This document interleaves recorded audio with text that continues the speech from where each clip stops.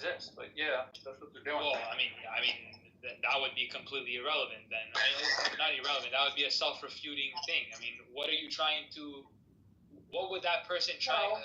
Just invoking the word concept is a concept. It doesn't refute. It contextualizes. Could be that concepts aren't real, and that is the context by which we should consider Mixed, I said now. But concepts are things to refer to in reality, and that's just. Mixed, let me. Well, it's all settled. Mixed, let me. Mixed, hello. I'm saying it's self-refuting because of that very notion. Yeah, hello. Sorry, I was gonna ask maybe everybody in the room about the now, the NOW, which is talked about so much in philosophy, or you could call maybe like the modern spiritual movement or the spiritual movement from the '60s, whatever. But they're always going back to the eternal now. So I'm gonna ask you: do you believe that there's only now, and there is no past, and there is no future? That essentially the now is a compression of the past and the future. I would not be so bold, but I would grant you that I attribute more reality to now than the future of the past. As a pragmatic approach, right? Because a better future is determined by a productive now. I mean, you could say a little bit pragmatic, but I'd say more, it's like essential, right? The past only exists in your memories. The future only exists in your imagination. The now is real. I'd say like the past and present and future are another great word developed by a philosopher to contextualize different things that we were experiencing now.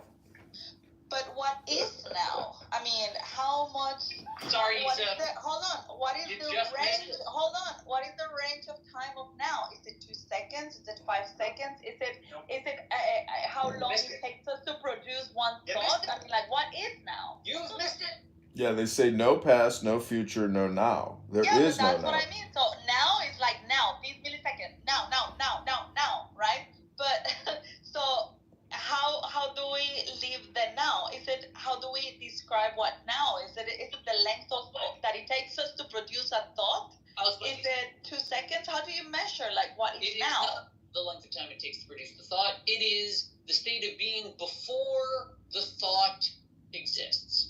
Whatever it is within you that triggered the thought, that decided thought was the thing to do right now, that's the real you, and that's the now, because there's no time delay. Yeah, but the now requires a thought for you to realize now. You see? Correct. It's gone now. Isa, now does not need a word to actually define it. Now is really best defined, and this is why you're struggling with finding the exact location, as not the past and not the future. It's just the flow of me. No. Understand what I'm saying. When I say it's not the past and not the future, I am not defining the now. And I'm doing that on purpose because I'm trying to strip away the context that your mind naturally applies to the now. You are really just now. But to your mind, you're recalling whatever memories are necessary, whatever ideas you want to argue back to me. Because we register time as linear, right? Right, but that's all the registering, right? Once you're registering something, you've done something. You are in an action. There's going to be a time delay. That's not the now anymore. That's you doing something. Correct, but that doing something, it precedes another action, whether it's moving my finger 1 millimeter or having said. I know, but the now is eternal. What the point is that there's never been anything but a now, and everyone is always trapped in a now. But I think the word now is technically the word God. Don't. Well, I had a room back in the day on Clubhouse of. Asher, come on. This is your type of conversation. Of explaining that the ancient secret Judean idea of God, Ekya, Asher, Ekya, I will be, that I will be, which grammatically doesn't make any sense in English or Hebrew. But Hebrew it's particularly difficult because there's no present tense, right? Ekya, Asher, Ekya, I will be, that I will be, is a reference to the eternal now. It doesn't change. It always is. A thing that doesn't actually exist in Hebrew. Hebrew has past tense and future tense. Doesn't really have a present tense. Whenever you hear nothing else exists but this very moment. But that's what I mean. That when you flow with it, the now is your Okay, let me life. explain a little bit more about Hebrew grammar. Interestingly, why would it be that there's no present tense if we're also saying that the now is the infinite only truth? Because the words are fake. Whenever humans are talking, they're talking about the past or the future. Any speech is going to be in past or future, never going to be the actual now. So the reason the Jews don't have a present tense is because that doesn't really exist. There is no running in the infinitive, right? Even when we say present tense, we're really using infinitive because running, there's no end or beginning to it. It's simply a state of being. In Hebrew, so when they want to use a present tense, instead of doing the present tense, they turn it into a noun. They don't say running, they say runner. I am a runner, and that must mean, therefore, that I am running. So the characterization of the past and the future should be understood as in the abstract space of human conversation. The past is gone. It will never. Yeah, it's just for reference of the now. It's the only service that future or past does to anyone. It's just a point of reference so that you can explain the now. Yeah. So that the now can make sense, you need those points of reference. Exactly. Think about the reason why you grab for this thought of that memory or this personality trait. Because you're reacting to something. You want to do something. That is exactly moving away from the now into whatever it is you wanted to do. That's why, they try so hard to meditate. There is some truth to, the reality of the human experience devoid of all of our descriptions and definitions about it. Yeah, words are the problem. I mean, but they're also, they're now. The now is just, it's like the super moment where if you're aware of it, it's a blissful state of existence in a way. I mean, I think you can hypnotize yourself and put yourself into a trance or a flow state in the now, and it can have therapeutic, medicinal value. Edmund, The everlasting wow just is one question happening quickly. now. Just one question quickly. Have you read The Power of Now, Edmund? I just did right now. Yes, I've read it. Okay, is it related to what you're saying? Because I have the book. Yes, it is. Eckhart totally goes deep into it. Yep. Okay, thanks. Go ahead, make that. Oh, I got distracted by something else I was reading. In terms of the now, the reality is within you. But here was the alternate theory that I wanted to float out. Here it was. Humans are a life form. Life forms are a type of matter. Matter just exists and is fine to be broken or destroyed. Life perpetuates its own structure. It continues it for whatever reason. But it is still part of the universe. It's not really distinct from the matter. It's just a type of matter that replicates itself for a time, and then it ends and replicates a different version of matter that it picked up. I was toying around with the idea, because it's a common scientific question as to why humans sleep so much. And, animals don't. Animals sleep significantly less. And I was wondering if part of a proper contextual framework to consider, life forms and consciousness and being and the true existence, what if sleep is the actual state that the animal desires? And that awareness is simply a defensive measure, like when it needs stuff done. So the true state of the animal is in fact a state of sleep. And the reason humans sleep more is because we have comforted ourselves to attain a true state of Zen bliss. We are meditating more by sleeping. Yeah, you could say that, have you ever woke up and felt very refreshed? Like you pass a bowel movement, you say, wow, I feel amazing. Meaning that when your body is doing everything. Exactly. But what's interesting is you're rotating, but you're also remaining very, very still. So it is like a state of deep meditation, and your body seems to do repair when you're in an extreme state of no motion. It's very, you're right. I mean, it is a little bit like saying, am I dreaming of a butterfly, or am I a butterfly dreaming I'm a man? I mean, and then the other thing about sleep is it's like the seventh day. You took, every day you rest. So it's like the Shabbos every day.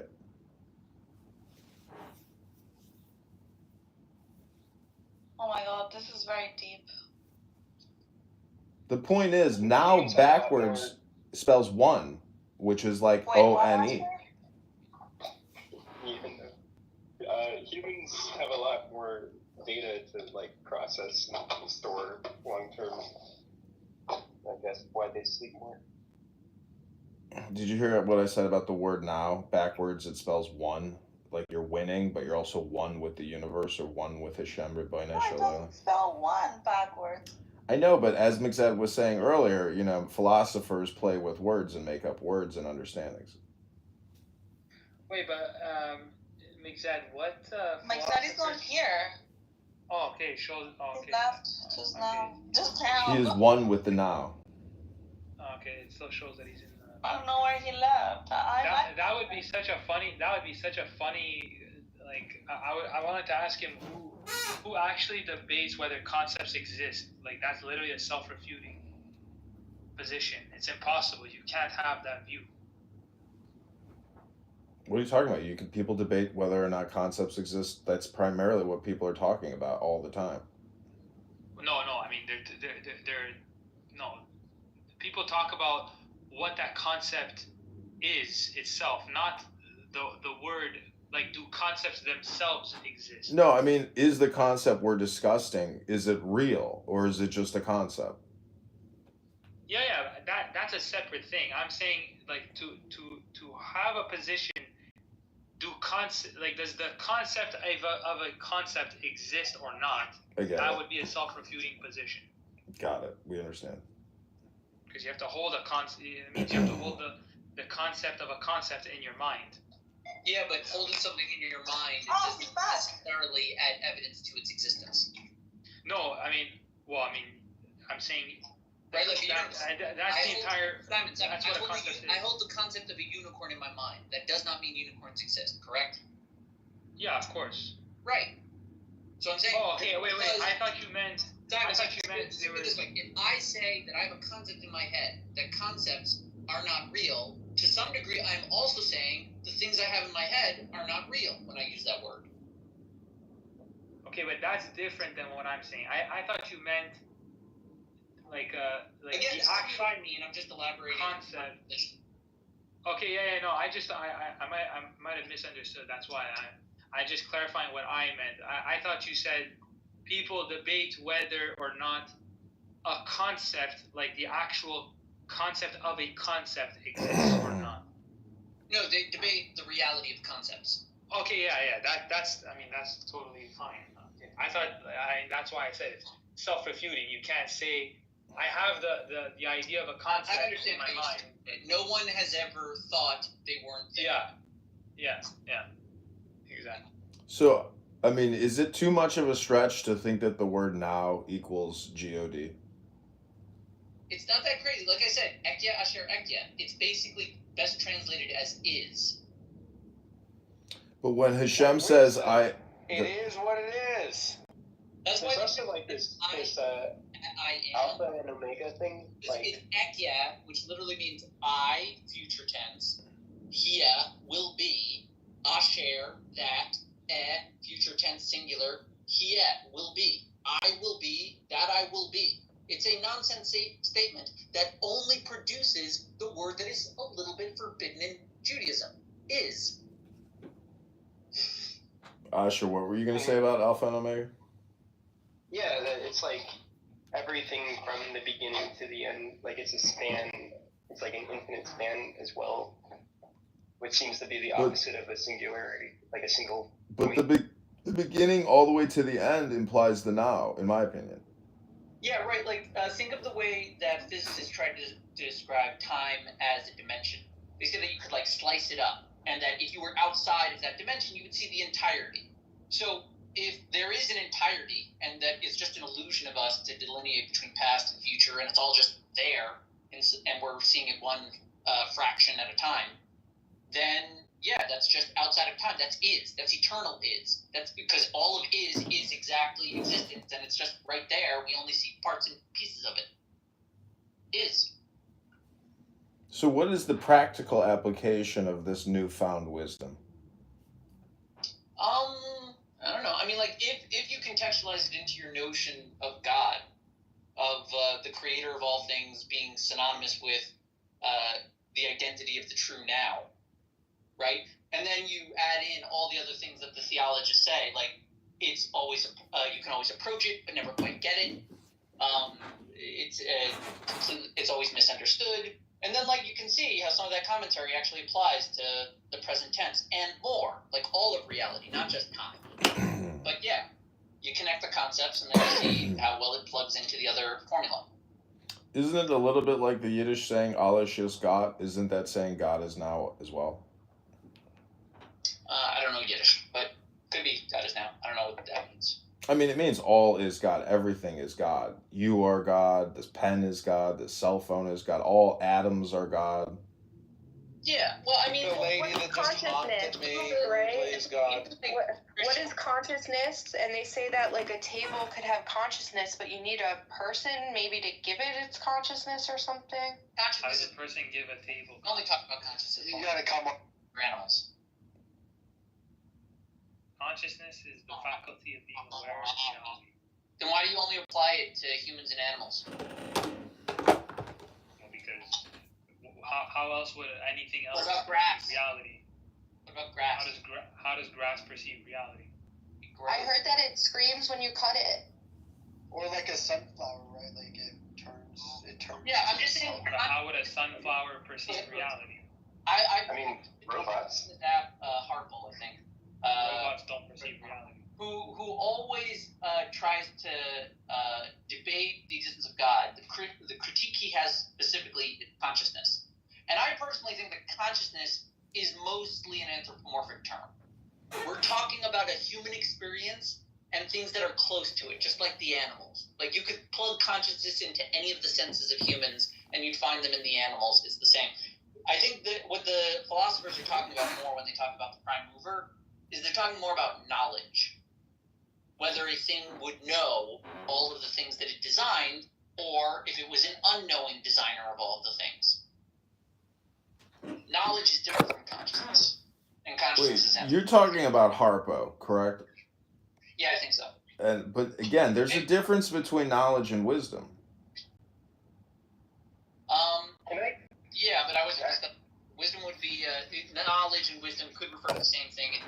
It would depend on how your definitions divide up the abstract spaces of words we use to define things you know, understood, understanding, insight, intuition.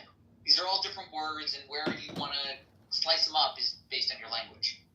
So, like, as a practical application, if I look at my hard drive and I see all the photos that have been recorded, like, those are observations of reality that are stored. Like, would you call that knowledge? Or You can still only experience those now.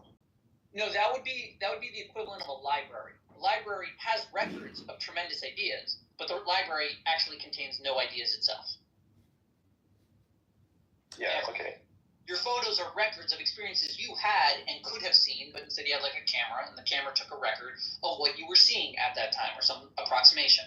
And then you have records of it. And you could change it too, as evidenced by, Adobe. The point is, there's no timeline. So a lot of history revisionists or people who argue history here nonstop, in my opinion, what they're technically doing is just hypnosis, because there's only the now. There is no past, there is no future, there is no now. I think, there is. I would say what he just described would be knowledge. Just looking No, out into reality. No. If it never started, then it never stopped. So if there's no, like I don't know. I'm saying you can say there is only now, and then you can immediately say there is no now. So what I'm saying is people who do these history lessons about the Palestinian-Israeli Gaza conflict going from 1920 to 2025, they're really just doing hypnosis on here. They're not in the now. They're not being pragmatic. They're not actually improving their life, improving the world. They're just doing basically a recording from their memory, but it's still not as pragmatic as the now, if if that makes any sense. Well, I disagree with you a little bit. Like, the reason they're producing it, I agree with you, is to distance away from the now. They are rebelling against the now, resisting the now. But the reason they're talking about the history so much is because that's what's in debate. They want the historical record updated. And they're fueling the aggression with that call for revisionist history. Everyone that agrees or hears the wisdom of the revisionist narrative then is activated, whether politically or physically, actually engaging in the conflict. That's why they continue to do it. To affect the now. Exactly. They're trying to change your context of now. Your context of now is that Israel started 70 years ago. It was some kind of a solution for old people back then. But their solution to the now is to undo that mistake.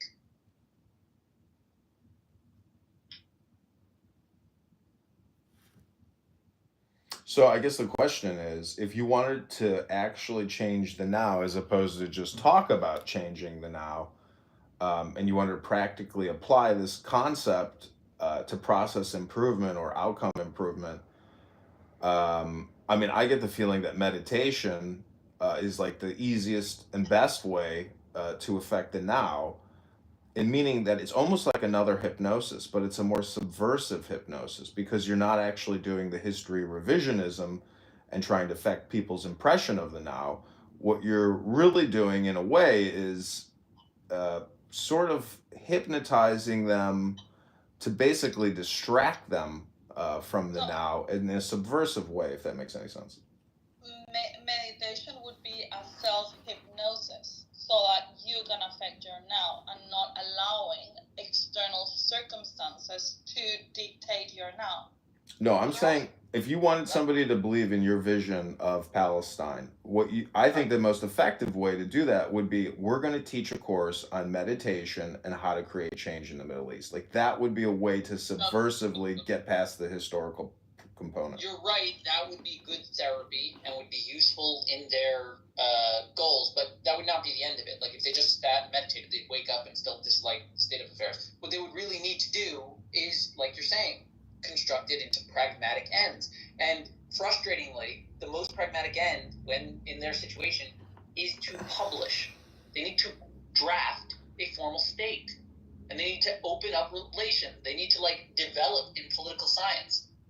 But they're so busy resisting that that's where their energy goes. Like, look at all the money that went into tunnels. Tunnels! Could have been skyscrapers, apartment buildings, office centers. They could have had it downtown. Instead, tunnels. That's where the fuel goes.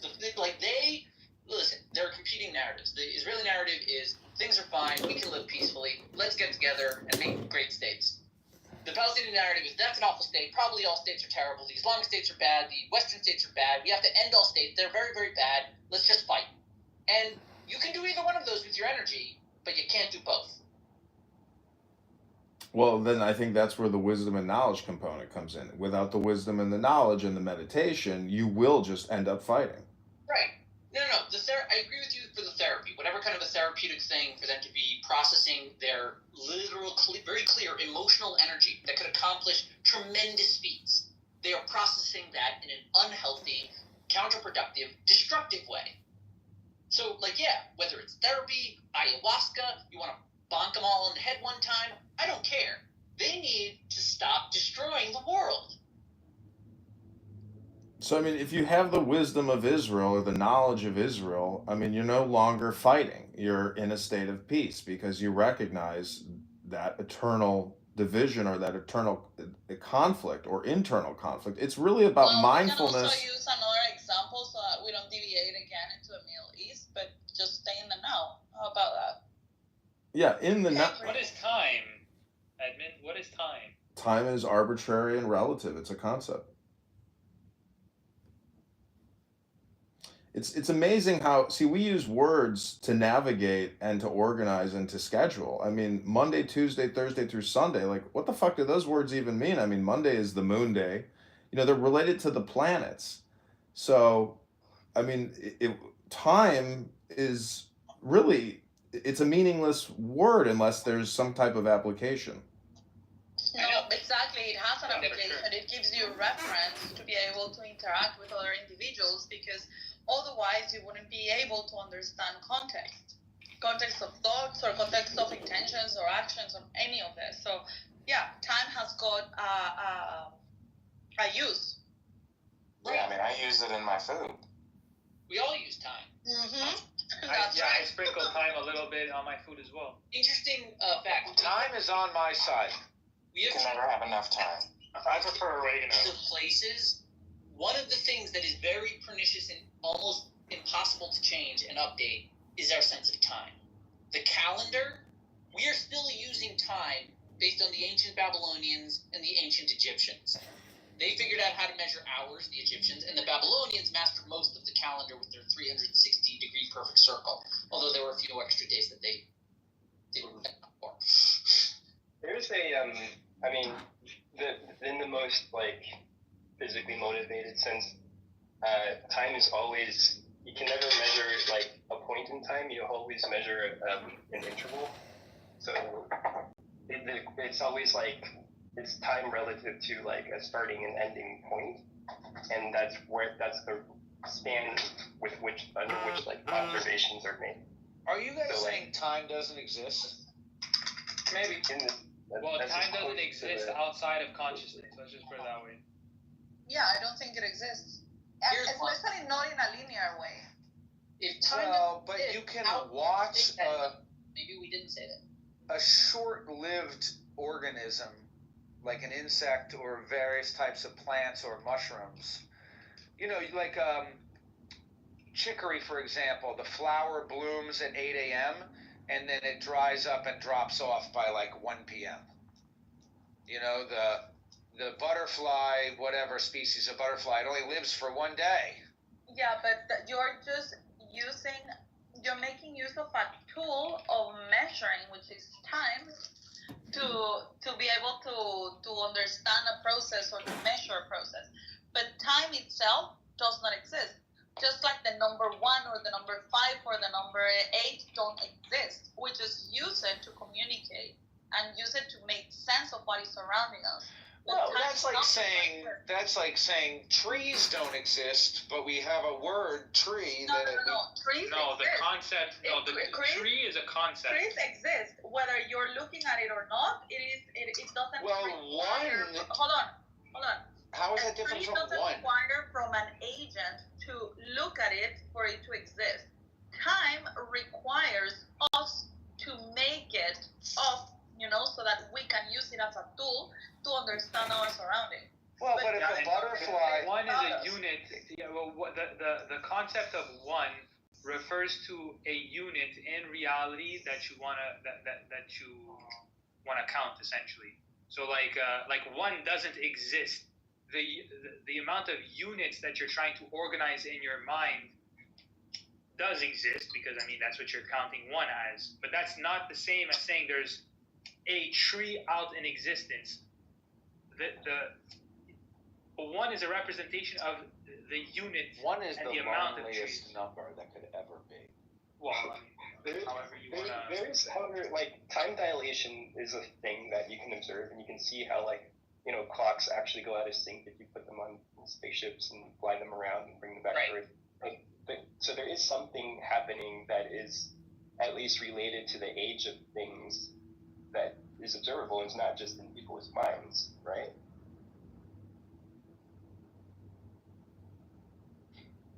But does that prove that time exists, or actually that time doesn't exist because things get unsynchronized? So time is very relative.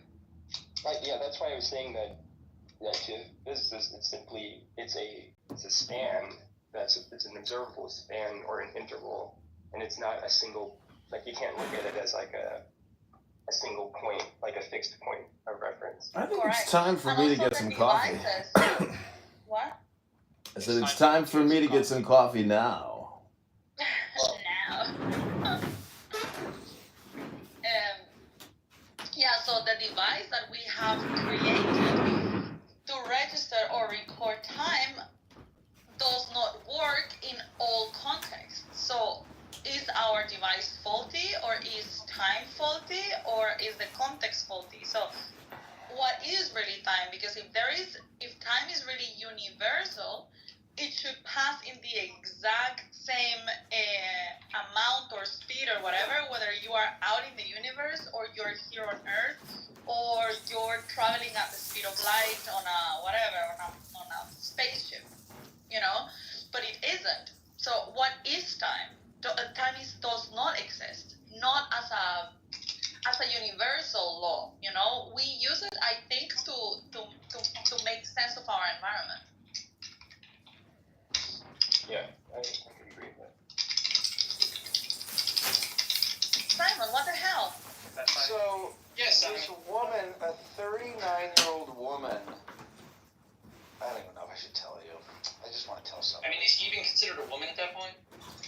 A 39-year-old woman killed her 14-year-old son, but the newspaper is refusing to acknowledge that the people are related, even though they have the same last name and they were living in the same house. And the woman is 39 and the boy that she killed is 14.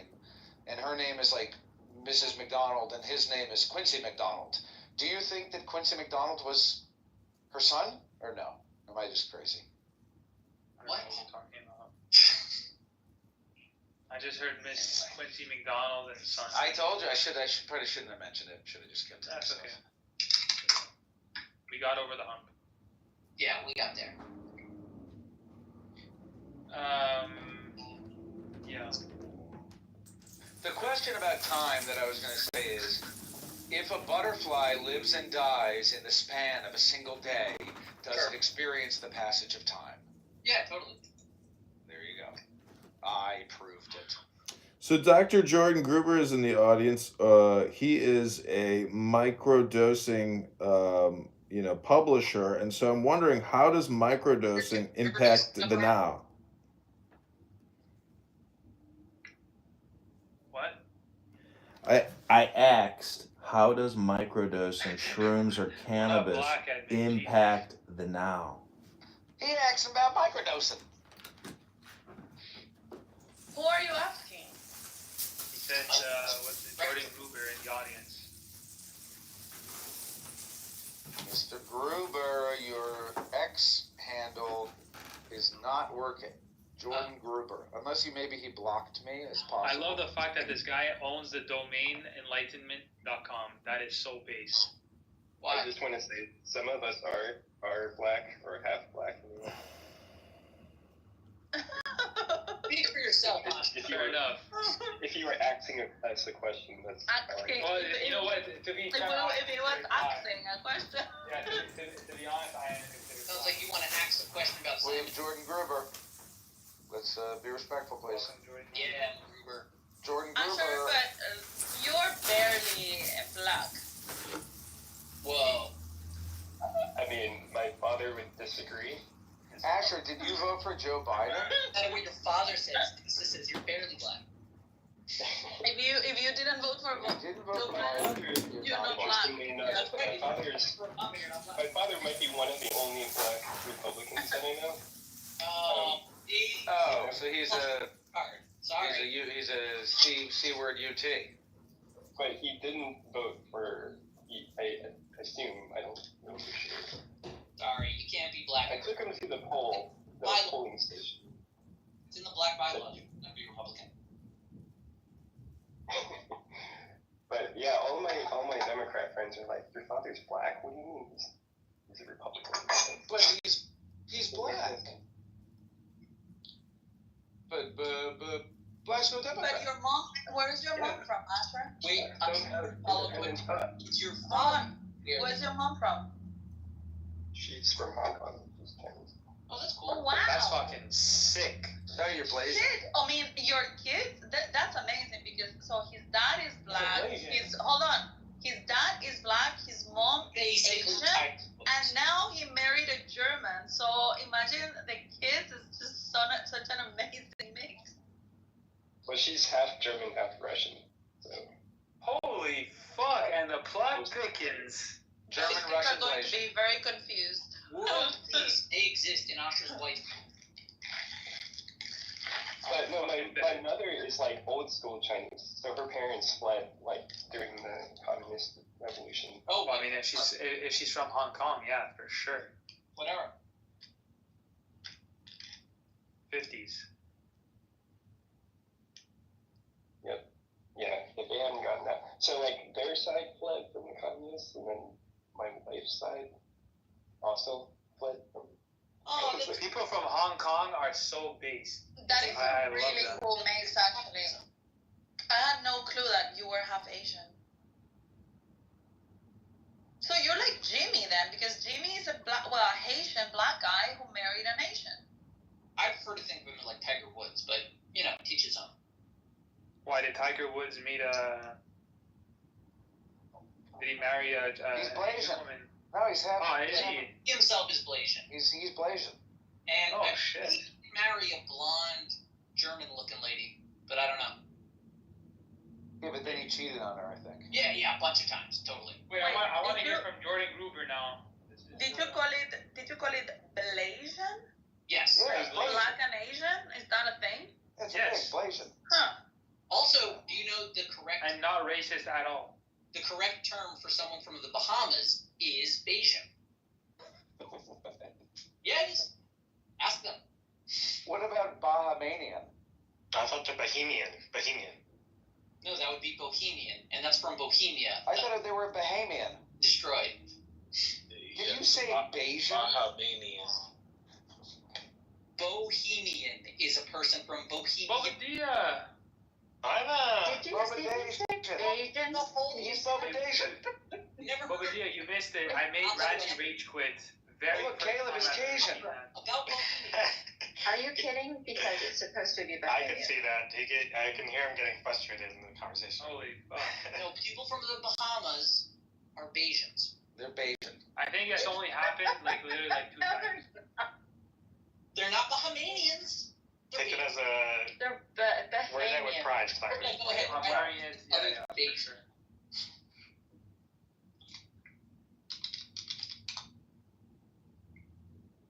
Yeah, I told Randy that you were very happy that you were able to make him quit. Now that you believe that you won. I mean, I don't believe I won. No, it doesn't matter. I was just trying to trigger him. It doesn't matter if you believe it or not. I'm just telling you what I told him.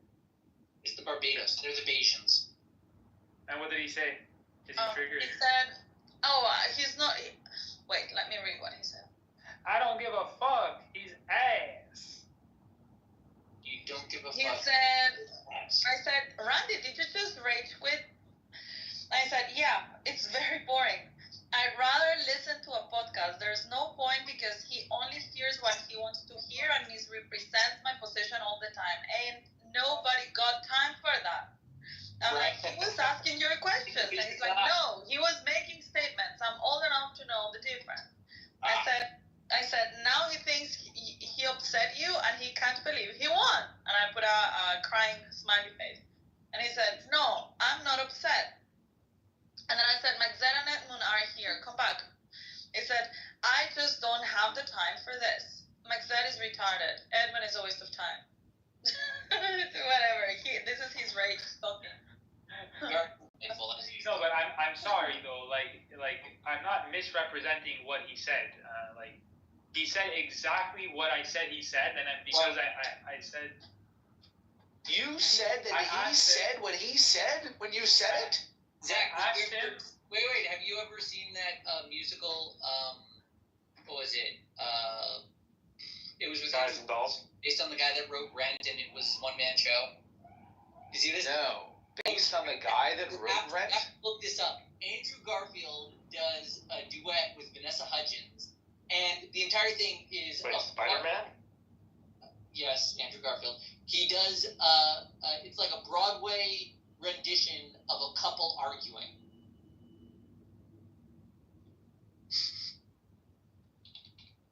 It's very, very good. It goes like, I don't remember, but the conceit of it is that they're both functioning as like puppets, and they dance as puppets with smiles on their face as they're singing the sort of endless loops arguments get into. It's very fun. You'd like to I'm gonna look it up. Tick, tick, boom. Tick, tick, boom. Thank you. Oh my god. I kept thinking incredibly loud and close or whatever, but extremely loud and incredibly close, but no, it's not that one. Anyway, I think that there was no need for Randy to rage quit. It was being a good conversation. He was upset because Simon pointed out he was dumb on what issue? No, we were just talking about what were we talking about? It was just the three of us. Okay, basically, I asked him to demonstrate why my position is wrong when stating that something about meta-ethics, and then he goes, "Well, I reject your premise entirely because I believe in the afterlife." I said, "Okay, so if you reject my premise, then what evidence is there of an afterlife?" Okay. And then he went on like this whole thing, like he goes, "Well, it's not up to me to disprove. It's not up to me to prove that there's an afterlife. It's up to you." Actually, I said, "But you're making a positive claim. So if you're making that claim and I'm not, then you have to prove that." Right. And then he goes, "Well, my position is the default position because it goes all the way back to Egyptians, to Roman era, to Greece, Oh yeah, all and these things." they have been And I this said, for a "That's a long time. logical fallacy." Yeah. And I said, "Oh, thank you. That was the So I didn't misrepresent. So I didn't represent because you just said that's a logical fallacy." And I said it's a logical fallacy. And then he asked me, "Well, name the logical fallacy." I said, "Okay, well, I know it's a logical fallacy, but I don't know exactly the name of it." And then I looked it up, and it's called the appeal to tradition. Oh, there you go, perfect. So and then after that he rage quit, and that was it. That's funny. Yeah, it sounds like you made him sound stupid. Yeah. So I mean. Well, you know, that guy's got a fragile ego to protect. What can you do? No, but it was also that he made a claim, and I listened to him making a claim. That he said, "Oh, but people have believed this since forever." And then Simon said, "Yeah, but truth is not defined by a consensus of people, or by the fact that a lot of people have believed it forever." Easy disproof. Exactly. And so that was, and so he's like, "Oh, I never said that." He's like, "Yeah, you just said that people have believed this since forever." Because then Simon brought the word consensus, right? It's like, "I never talked about consensus. I never said that." Yeah, you just said that people have believed this since forever, and that doesn't matter. Right. But but just remember, I'm not paying attention to what he's saying. That's a good approach, I would say. And that is when he started saying that Simon was putting words in his mouth, and he was not asking questions, but he was making statements that he never did. Right. I don't know. It was just like a. Similar thing happened to me with, I think it was Himothy. At some point, he accidentally shifted the burden of proof back to him, because the best defense is straight up that they don't have to say. With Randy? No. This was Timothy, a different guy from the atheist groups. But I'm saying that the best tool in an atheist toolbox is, I don't gotta say shit. Leave me alone. Shut up. I don't gotta prove anything. I don't have to accept any of your evidence as compelling. I say nothing. I see nothing. I hear nothing. I am protected. If they ever accidentally make the mistake of saying that the evidence actually leads to their conclusion, they've shifted the burden and now they have to prove their point. And they never do that. That's when they'll rage quit. That's right. So it was the same thing here. He tried to trump you with a conceit that he feels is so obviously true he doesn't even want to debate it, so it should settle the issue. But you pointed out that he has flawed reasoning. He didn't actually really think through the logic of how to prove there's an afterlife, of which he can't really prove. Obviously. Yeah, that's it. And I just asked him, this is like the logic, right? So... Yeah, the best you'll ever have for an afterlife is testimony from people that came back. And that actually happened to me. I actually did die, and I came back. And I didn't see shit.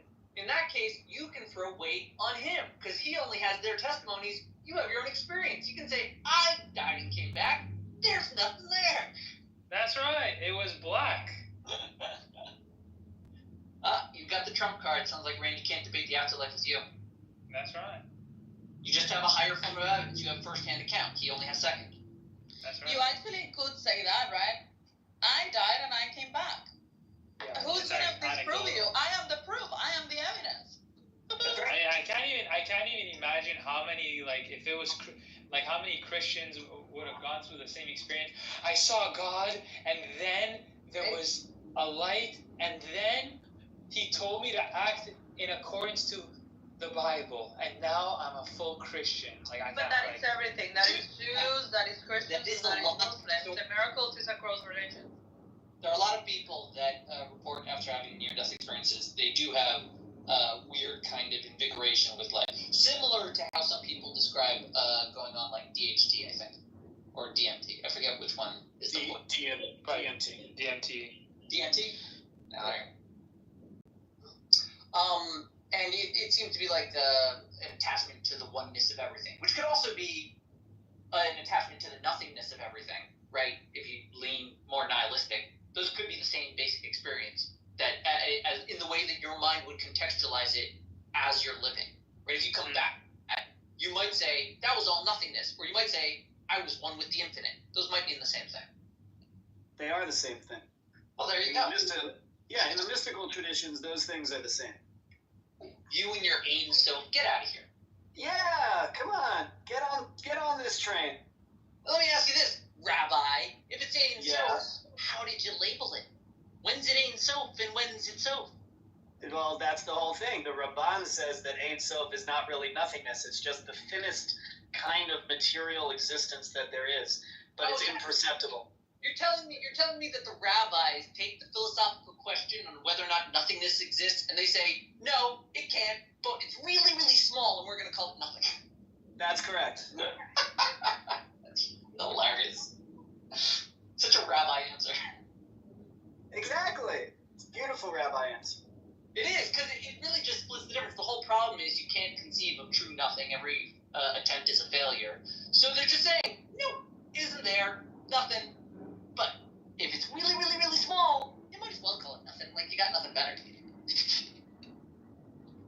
Well, but it's not nothing as in the sense of small void. I understand. No, it's not nothing in the sense of void. It's nothing in the sense of no thing, as opposed to something. Right? What does that mean to you in contrast to void? Well, void is empty.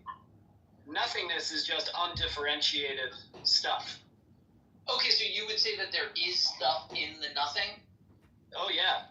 And you would say, okay, so you would characterize nothing as more chaos. Unformed primordial spiritual essence. Oh, I see. So you would say under a Kabbalistic reasoning, the Ein Sof is almost compatible with Plato's notion of hillic matter, meaning unformed matter, which is obviously impossible to our minds, but theoretically we can divide the concepts, and his idea was matter was always there, but it didn't have a form, whatever the hell that means. Yes, it's very similar to that. I hear what you're saying. Yeah. That's not the craziest way to tie off the idea of nothing. But how can something come from nothing, and how can words create something from nothing? Not really nothing. If you push them to say that it's actually nothing, they'll say it's actually something down there. We're just calling it nothing.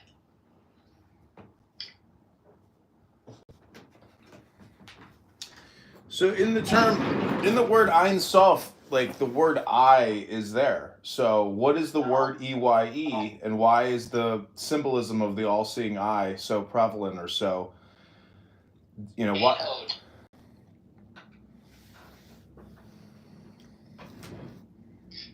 Colin, I do debt management, and one of the debtors is called Ein Ode Capital, and everyone calls them Enon, because like on the emails it's ENOD, their website is enod.com, and I'm like one of the few people that acknowledges that it's two words. That's very funny that would be that Ein Ode would. I know. They're in debt. They don't have any more.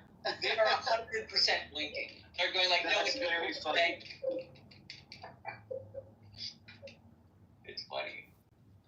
Jews are funny. Mixed, how much of your work is like accounting or tracking as opposed to just submission and form filing?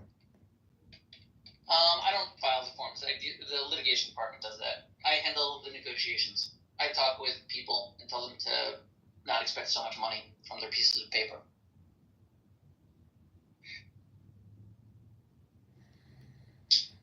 So why is the now so difficult to grasp? I mean, it's such an easy word, but why is it so complicated?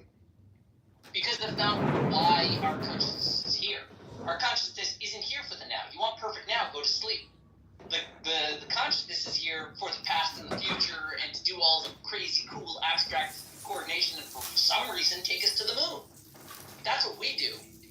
Like, you want the true, like, conscious state of the animal, I think you probably want sleep.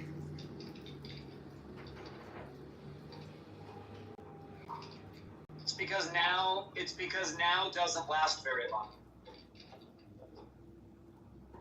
Right? Now is both the... No. Understand it. The now is very, very, very important. It's the only thing that the body cares about. But right. You don't need to give a shit about it. Because you're not the body. You're the abstract planner that's there to take care of the body, while the body experiences the now. They're totally in bliss. Look at that. Air conditioning, refrigerators, electricity. You got everything. Your body's fine. Even your mind is starting to... Okay, but 1 second there. Hold on there. Because you're saying that now, so the body is enjoying the now through an air conditioner. But if there had been no past, that air conditioner would have never been constructed. Use it, exactly. That's why the body created you, the mind, because it wanted the air conditioner. No, but there is the air conditioner, the structure of the air conditioner is a proof of the past. Yeah, it's proof of the inherent nature of the universe that is true at all times, right? Because it didn't appear there. It required... Right? Let me put it this way. He said, if the air conditioning ability was only true in the past and only true in the future, it would be completely worthless to us. It is only valuable because it is eternally true. It is a true of the now. Right? That's what an invention is. An invention isn't like saying, oh, this worked in the past. It's saying the universe works. No, like, I am not saying that now. I'm not saying that it worked in the past, but in order for that conditioner to work in the now, you have to put the pieces together in the past. And while you were doing that in the past, the air conditioner was not existing. So the air conditioner in itself, it's a proof of what has been. No, the air conditioner is a proof of what is always possible, what always was possible. It's a state of the universe, and the all the complexity of human experience, right? From the perspective of the That's body. fine, but you're not addressing my point. What's your point? I'm sorry. That the air conditioner, when it was constructed, when it was built, that was in the past. So the past exists, and the air conditioner is reminding us that there is a past. No, the air conditioner doesn't exist because of the past. The air conditioner exists because of the present. If the air conditioner had only worked in the past, it would not be useful to us, such as past magics that people claimed were capable of doing this or that. It may have been true. It may still be true. It may be an inherent truth of the universe. But we cannot access it now, and thus it is considered not knowledge. Issa, this is not literal. You have to look at this as essentially being, there's an expression, it says, the more you think, the more you speak, the further from the truth you get. So this does deal with words, not literal, not literally. I think you're taking it too literal. You have to look at this as in terms of like a meditational, hypnotherapeutic experience, that when people say, I am in the now, that's beyond words. You're no longer assigning words to everything that exists. You're in kind of a blissful state. And that's like what you described earlier, which is a flow state. So really, all of this philosophical jargon is really to try to suggest that you get into a flow state to be happy. But then what you're describing sounds very much like how we understand feminine energy, for example. Because the masculine is usually always in the head, it's always thinking, always analyzing, always using the brain. And the feminine energy consists in not doing any of that and just lying in your heart, basically, like connect with the self and just feel and flow, right? And embrace and live. what the feminine Well, energy you know what is happens. related to. I know, but you know what happens to a pawn when it crosses the battlefield and gets, to the castle? It becomes a queen. It's the transcendental experience. It is trannies. This is why men dress up as women, because instead of reading a book and, discussing it, they decide to literally do it. That's what I'm warning against, is you can be too literal and then it's to your detriment. Because I am overthinking it. So basically, I just should not think about the words. Yes, think stop about the thinking. concepts, just Stop thinking. Stay still and just feel, and that is the now. Yeah, that's why every conversation gets back to meditation. Stop thinking, end your problems. If you can't shut up, just do a mantra and just say, I am, I am, I am, I am, I am, I am. And then when you essentially... Yeah, when you negate your brain from automatically thinking, you are in the eternal now. Yeah. This is like for fun, Have really. you ever watched that South Park episode about the Mormons? Not in my head. I can't remember anymore. Dum dum dum dum dum. Yes. Dum dum dum dum dum. See, this is what everybody needs on this app. All of these years of Israeli-Palestinian debate rooms have essentially created a massive amount of brain rot for people. So if you can help them come to some type of a meditative therapeutic experience and be in the now, you might actually have a form of coexistence, though it's not likely. No, it's not. It's not likely. Just because these are people who are anti-civilization. They're also dealing with the now in a very different formula. They do. I agree. They hold by an eternal now, but they deny the existence of the non-Islamic now. See, the problem with a jihadist is they think that the blissful state is after they commit the terrorism, as opposed to being now. And that is the biggest formulaic, problem with a Muslim, is that if you are a Kabbalist or a Christian Kabbalist, the Garden of Eden is now. It's not after death. And that's what the earth is. It is the Garden of Eden. And unfortunately, we have all been hypnotized out of believing that we're in the garden now. And this is why their formula will always lead to disaster, because they believe in a future life in heaven as opposed to now. And thus we have the conflict now.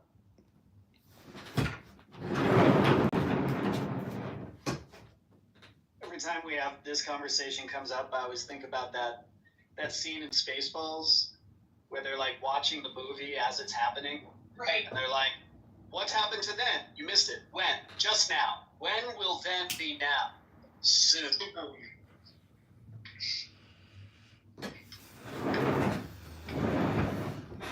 Yeah, I mean, Mel Brooks is a genius, In that scene with Dracula Dead and Loving It, he says to Dracula, Fushta, meaning he wants to get the last word in on the conversation, for whatever reason, satisfy his ego, I suppose. But that term Fushta is a Yiddish term from a Jewish folklore where the witches come down and they say the magic word to dispel the devil and save, the Jew who sold his soul's life. It's Fushta.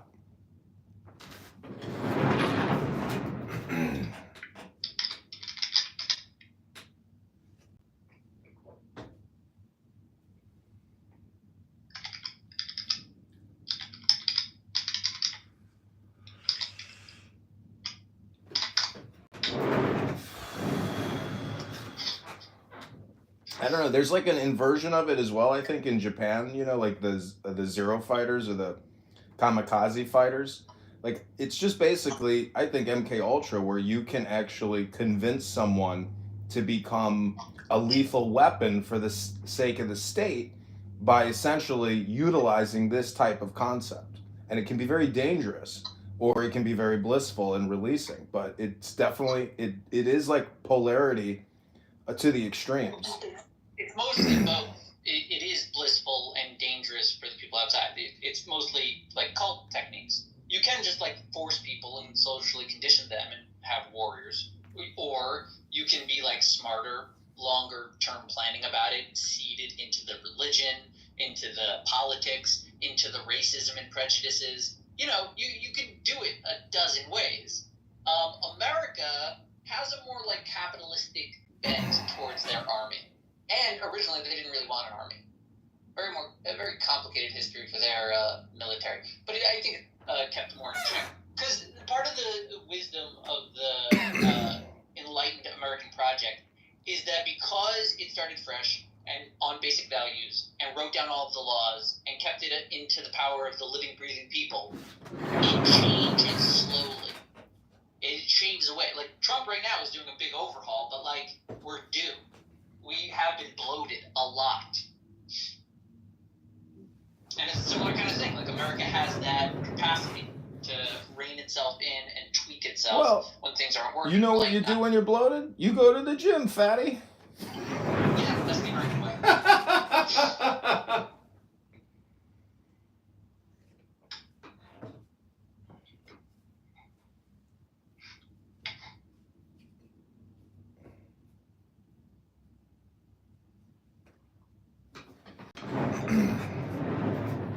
I think it's kind of funny how this is like heretical, essentially. You could go into any Christian or Muslim room right now, and they would vehemently disagree with this concept or sentiment, and they would thus get nowhere in terms of progression. But doesn't the now essentially deal with ego death, where, you know, like that joke where I'll have one with everything from the hot dog stand, like, so, but the concept of ego is Freudian, and thus you can't touch, taste, smell, or feel an ego. It's so conceptual, it does not exist.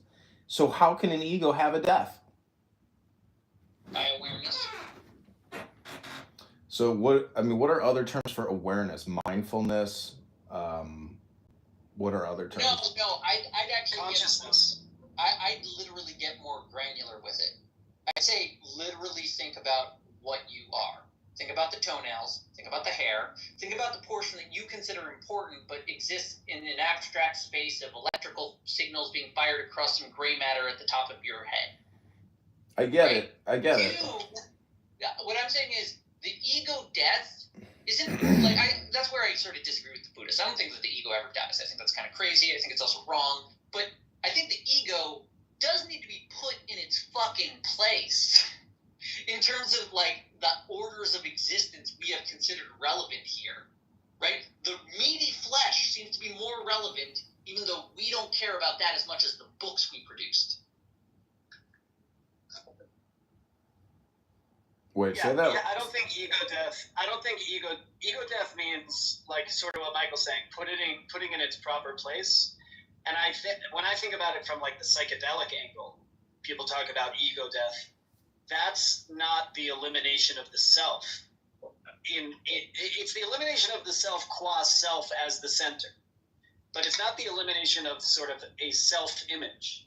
It just recontextualizes it into some larger matrix of meaning in which we are only a part and definitely not the center. Right. But what if you were the center? I mean, not literally, but I mean, still... You are. Well, you are the center, but see what you're saying is... Okay, think of it in terms of the... Well, wait, I am the center, but you're the center also. That's the point. Right. See, you are the center. You're the absolute, perfect, total, true center of your perspective, but you have to realize that's your perspective, right? That's the ego death. You are the center of the universe, and that means fuck all. So if somebody is so far left or so far right... the point when you communicate with them, I believe that they can essentially knock you off of your center, but if you're aware of your center and you're aware of their center, you can bring them back to center. Yep. You have to. What was the expression? Oh, it's a poker expression. When someone gets emotionally invested in the game, they are on it. Oh, I heard that. Okay, so I mean, Jewish. You know, the Torah, the Talmud, aren't these documents ultimately dealing with psychology, or game theory, or strategy? 100%. 100%. In fact, the rabbis discuss it at some point. They say they divide all of wisdom into two categories: small stuff and big stuff. Davar katan, small stuff, is the Torah, the law. All of that is small stuff. The big stuff is the creation of the universe, study of physics, and metaphysics. Now, the division they make of the small stuff versus the big stuff is really where the crux of the argument lies. They're saying that all small stuff is stuff that you need to focus on yourself. And that's totally irrelevant. That's tiny. Like, in terms of the portion of the universe, you are one tiny little bit, and then they tell you, what should you focus on more? What should you study more, big stuff or small stuff? They say small stuff. Because you need to understand yourself in order to contextualize the universe, because you will always be the center of your perspective. You'll be the center of the universe. But you are small. There's much more beyond you.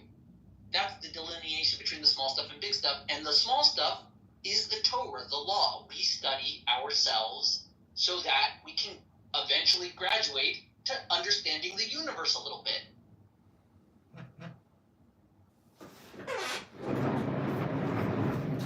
So from a Christian perspective, I mean, and the Son of God, that type of heliocentric or Platonic, I mean, all of that is dangerous to investigate if you haven't yet investigated yourself. You will project. You will want the earth to be the center, or the sun to be the center, or for there to be no center. You will project unless you fully remove yourself and are honest with what the universe truly is. You need to know yourself so that you can remove yourself from the equation of seeing what's actually going on. So how do you, this is why I say, when I think a lot of people are LARPing, because if you look at like a succession or a chain of command, I think it's more likely that the Earth generated the human and the universe generated our solar system. So, I mean, doesn't it ultimately just become meditation and therapeutic and not literal? And if you take it so literal, you're likely to do something terrible like October 7th. I mean, don't you think there is a chain of succession in the universe? No. Do you think, wait, I have a question. Hold on, I have a question. Do you think, is LARPing pejorative in your sentence? No, I think you can go to Comic-Con and have tremendous joy because of the experience is joyful. Like, you're not there for negative reasons. You're there to have fun. Also, you could be LARPing to just improve your life. Right, but if it's not authentic or sincere, there's still a negative aspect to doing a forced experience. You're correct, and the rabbis discussed this. What you're discussing is another classic divide between lishma and lo lishma. Lishma is performing a commandment for its own sake, not for any ulterior motive at all. And shelo lishma is not for its own sake, for some other reason. And the rabbis explained that obviously, lishma is the ideal. To do the thing simply because of its innate goodness, it is the thing that should be done, and thus you do it. That would be lishma. They also highlight that doesn't happen. Nobody does that. That's like an ultimate tzaddik that isn't even aware of how he moves through the universe and causes good to happen. That's a rare individual. But you gotta add the next idea from the rabbis, which is so everything is lo lishma. Usually there's an ulterior motive. You want to impress people. You want recognition. You want some of the benefits that come from being a good person. There are a lot of blessings that come.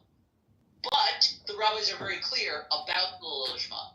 Though everyone is doing the commandments for some reason of an ulterior motive, you never, ever interfere with those ulterior motives. Because it's not really... Well, because what does it say, Michael? It says, right? Mitoch shelo lishma ba lishma. Right? Yes. From out of this ulterior motive behavior, which is inescapable, you can reach a higher plane of doing things for their own sake. Which, again, is roughly saying habit, where you're not trying to do it anymore. And that's why they're talking about habit formation, and they're very clear to never interfere with people's motivations for doing the right thing. If some person makes up some crazy story in their head about, a dead Jew that's saving their sins, and as a result they have to be nice to people, don't stop them from being nice to people.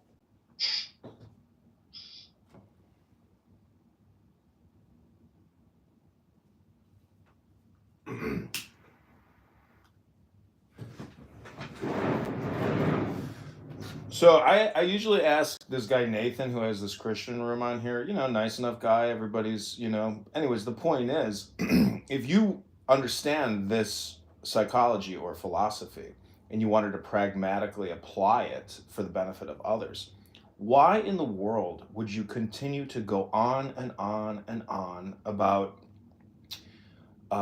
specifics, meaning like they use technical jargon terms to describe this and that? I mean, why not just teach meditation? Meaning that like that's the actual information in practice. So that's what I don't understand about people who keep arguing about dogmatism or, you know, what is the correct interpretation. Like, what is the point of that? That's part of what I'm saying. They are not engaged in introspection when they are doing that. They are engaged in a lot of introspection for themselves in their own like closed little community, but they've labeled everything outside of that as like devilry. So they're not, when they are attacking, that is them actualized. They know that they're right. They're in the now, preserving what is right and pure and righteously bringing goodness to the world. That's what they see.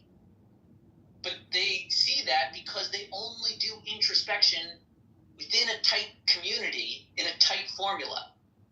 They have a closed circuit of how they reach enlightenment alone. I know, but I'm just saying that the comprehension or the integrative knowledge would tell you not to do that. That you're wasting your time and you're wasting other people's time who need help. Well, let's think about it this way, right? The Rambam would say something like this. There's two kinds of people. There's the people who require the technicalities of the law, and this book, and here's my book, that's for them. There's also the people who can attach themselves to the active intellect and do the introspective work, and those people are fewer. Right? There's just like typologies in the world. And the system is not even though the system is designed to produce the amazing philosopher, genius, prophet that can enlighten us all about the nature of man and the path of the universe, like it's designed to produce that, but it is designed around a community. It's a family project, and everyone participating assists the greatest to rise up. We are aware that not all of us are Moshe Rabbeinu. We like anoint one guy when we find him if he's got the credentials, and we're very, very picky. But like, we submit to the law, and then out of that we see fulfillment, right? Because the law is creating a framework. The law is an acknowledgement of the communal aspect of people. That you can't just have a Stoic philosophy, right? You're just going to be a beggar or a bum, cut off from society, like Noah. That was his approach when he was surrounded by evil. He just had to be a hermit.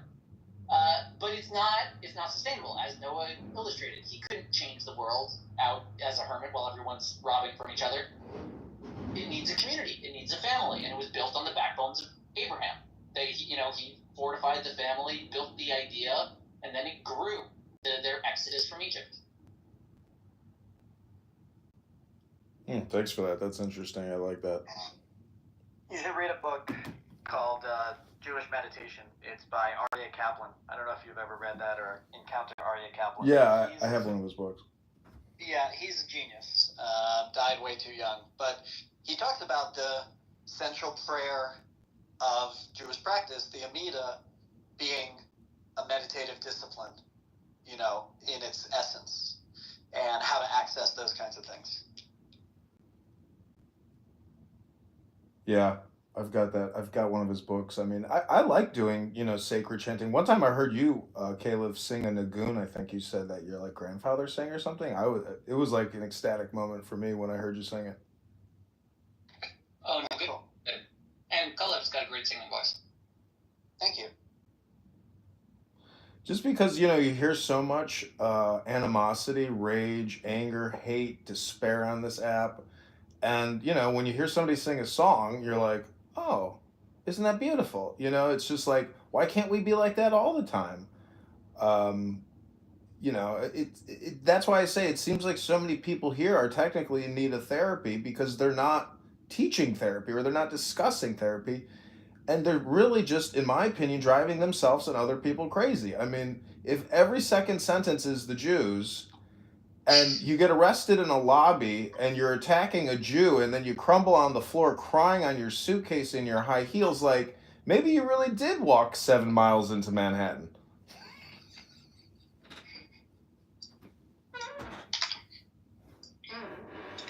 So we're back to talking about I just had to change the subject because eventually you can exhaust the now and there's like nothing else to speak about. Nothing. Well, sometimes it is good to let the silence come. How can you exhaust the now when it's ever? exactly. You can never exhaust the now. You can never exhaust the Yeah, now. You can. Here's another bit of Jewish wisdom. Ecclesiastes, right? Famously considered somewhat nihilistic literature, purportedly written by King Solomon. In it, he discusses the curse of humanity. The curse that humans have within their head, a riddle that they cannot solve. That is the nature of humanity. That we are constantly looking to solve problems, regardless of how many problems we have already solved. And to put it in like a biological sense, if your body is really just like jazzed on producing you because it gets all these creature comforts from it, your body is loving that you are so worried about how to make it more comfortable. That's your point. That's your existence for it. For the body's sake, it wants you worried, thinking about the then and the future, because that's for the body's sake. But the body's sake doing that because the body wants to net you, right? There's a delineation between you and the body. The body wants to use you to benefit its now, and you need to act sort of like contrary to that like raw animalistic urge to go do. You need to like silence it and rest in order to be on the same wavelength with the body, because the body gets the. I remember when like Zed used to do rooms as well, and he would do his silent rooms, and people would just come in the room and didn't know what to do. I do like the silent rooms; those were fun.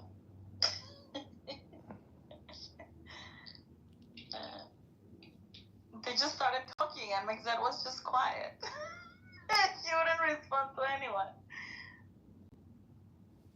Well, these topics I'm a sucker for. This is why I'm always in the atheist spaces. They're the ones that discuss theology more than anybody else. Yeah. Exactly. That's what you were saying yesterday, right? Yeah. Simon can't go one day without talking about God. How can you look at the word? How can you look at the word atheist, and then it's essentially it's the opposite of the theist, but by being the opposite, you're constantly creating God, and it's just so ironic that they can't see it. You are creating God by talking about. Well, no, it's an anti-concept. It's an anti-concept. It's you're saying you are this thing. I mean, you could say you're like I'm an atheist just as much as I'm an a-Santa Clausist or an a-Gremlin. No, but you know that being anti-something just reinforces more of what that you're anti, right? Like when people say I am anti-war, why are you not pro-peace? When you say I am anti-war, you're creating more emphasis in war.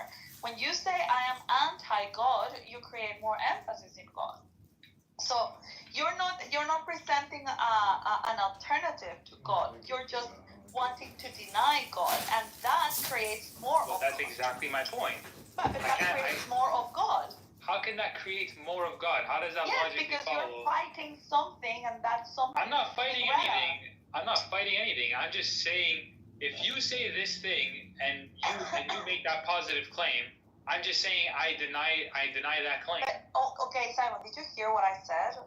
Yes, before? I think we. Yes. When you are anti-war, your emphasis is in war. So war becomes still the priority, the focus of the conversation. If you are anti whatever, what's the definition of whatever, you create more the conversation around that instead of opposed to just ignoring it and creating an alternative. For example, being pro-peace, so that your hypnosis, let's say, doesn't focus on war but focuses on peace. When you're saying that you're anti-theist or anti-God, then you're creating more of that you're fighting. Okay, so here I'm pro-objectivism. There you go. That's clear. So, I mean, I really like hyper-analyzing language, and maybe you think it's stupid or retarded. You know how I think God No, is. I think it's.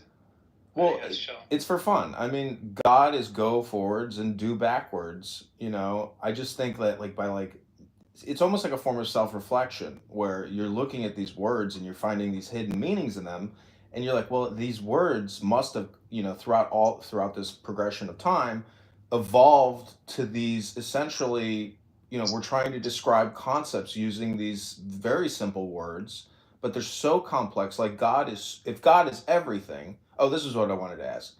Is Migzed, like in terms of like that mystery question that many people cannot solve. I mean, I think you could call it like the riddle of the Sphinx, but meaning that if you're an atheist, like a devout atheist, God does not exist. Does that just mean you haven't heard the right story to essentially click you from an off to an on? No. First of all, in terms of the riddle, that was just sort of like the human experience. It wasn't saying like whether or not God exists. But I think it could fit in pretty easily. Yeah, the riddle is still there. They're refusing it. That's how they're trying to deny the riddle that exists in everyone's head. How does reality work? What's going on? Right? He's stopping at like a particular philosophy, objectivism, and he's being neutral as to the question of God. Right? Neutral or dismissive of. Either one of those is still acknowledging the riddle. It's saying people wonder, people are confused, it's not a consensus. The riddle exists. He's just answering it in his way, for now. Just like all. Yeah, I'm just saying, like, God, the way people use that concept is like an epistemological error.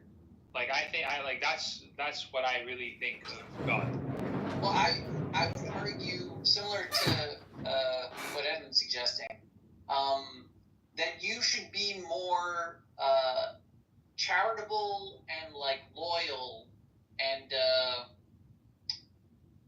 careful with the origin of words, right? The meaning of the words, the history, how they got there. Like, I don't know if I want to say I'm mystical, saying like de is like a special thing that English hit upon. But One second. I have to get a phone. Okay. That's funny. You said like that is technically an English innovation, and it's so stupid, but is actually somewhat of a linguistic innovation. See what I'm saying? Meaning that or means nothing, but yet it's still an extremely important word. It's not important. It's important if you know it has no importance. If that makes any sense. A little bit, yeah. There are similar words like that, like in English from England. Oh, so this is what I wanted to follow up with. Technically, going back what to Simon was addressing, or what you told him, is meaning that if you have this advanced knowledge, if you're an atheist and you're getting so angry and spending all this emotional time on this app, I don't think you get it. Because if you have the wisdom of silence, meaning it's a blissful state of relaxation. So if you are getting so worked up and you're so invested in this, I don't think you get it. And thus, that's why you're here. This is like a simulator for the truth. And people who get so emotionally upset and it just dominates their life, they don't have that knowledge, and thus that's why they're here. They're here playing with that knowledge. But that's why I say it is a complex riddle.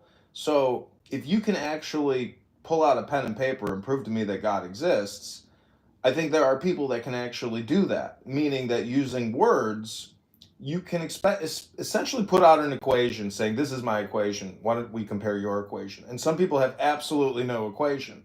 I mean, you could say I am equals I am, or you could say God equals God, or gold equals gold. Do you see what I'm saying? Like, there's simple ways to essentially get 1-to-1. But all the people on here who essentially are emotionally out of balance do not seriously get it, in my opinion.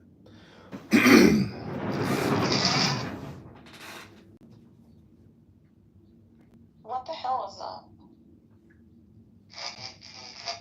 Yeah, what the hell is going on with your microphone, dude? It's horrible.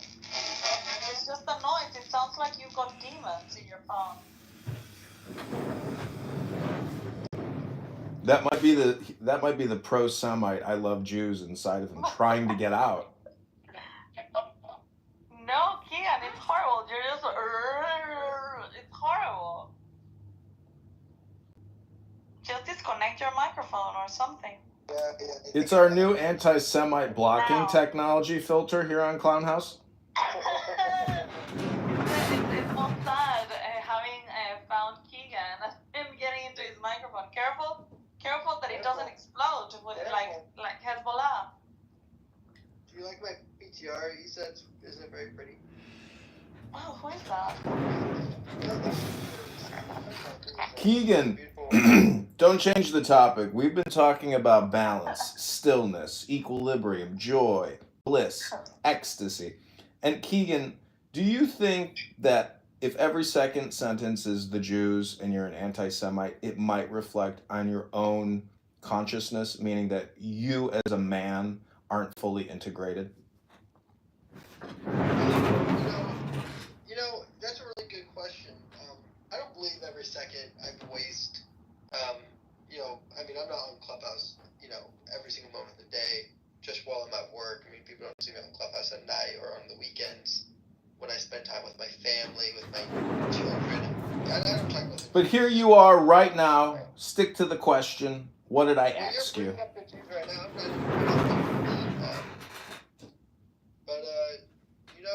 It's a good question. I love to pray. I love to do a form of meditation. That is prayer. That is reading my Bible. I really enjoy that. I usually do that in the morning. I've been going to the gym 4 times a week the last 3 weeks. I've been doing that. I mean, there's things that you can do that can occupy your body. That kind of makes you disconnect from the world.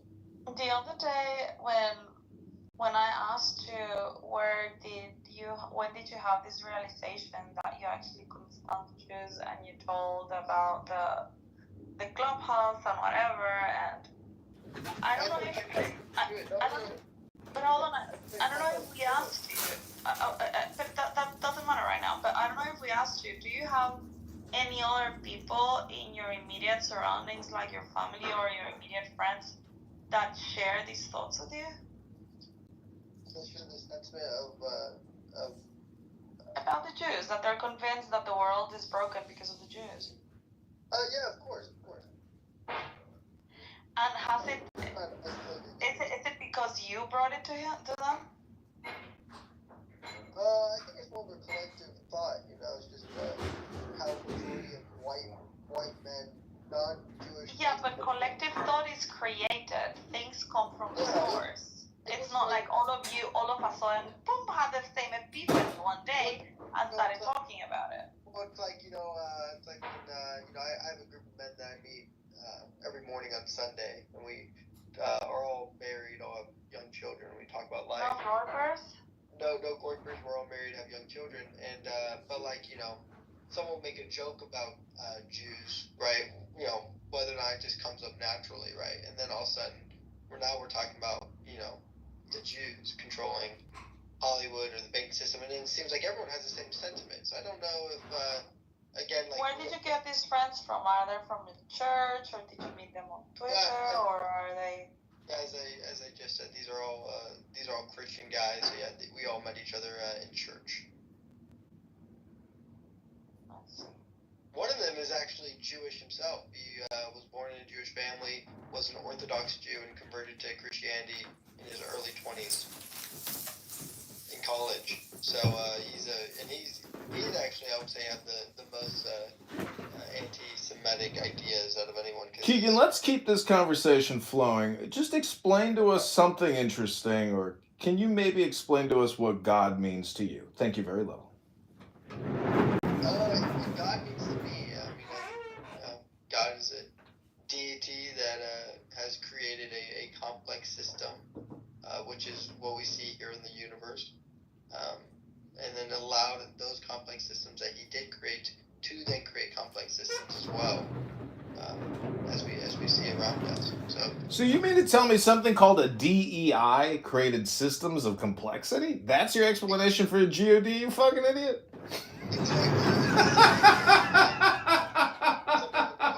Call that person a trans woman. Some people might call that person Yahweh. I mean, to each his own.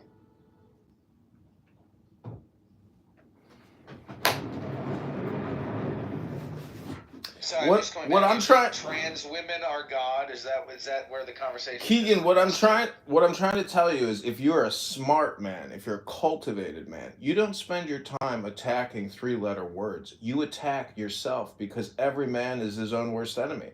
So you're irascible. You waste a lot of time. Your speech is stupid, and your bigotry or your hatred. What you're doing is you're pushing it outward from yourself. You need to turn it back in and know you're a schmuck. Schmuck, Keegan. I'm not my worst enemy. You know, I don't drink. I don't smoke. I don't curse. I don't food. I'm not my worst enemy. I would say that others around me are more enemies to myself than I am. I'm just giving you some free observational, wisdom, if it means anything to you, because I don't have anything against you personally. I just think if you, really do believe that Jews are a problem, it's not Jews, it's a you problem. That's always the problem. It's a you problem, because even if you were right, you would technically still be optimizing on yourself. So anybody who goes on and on about some 3-letter word or some other race or some other creed or something, that's not really advanced gameplay. That's like kind of calling yourself an idiot all the time.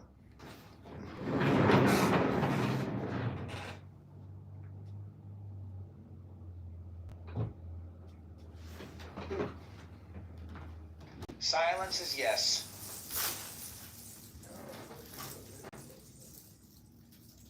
If anybody disagreed with what was said, I'm sure that they would be unmuting immediately, irascibly. See, you could make it a second argument that you're not just an idiot. What you actually are is a clown, meaning that you're trying to have fun, and you think this is the way to have fun by being a clown, but you don't understand at least the hidden aspects of the clown or the troll.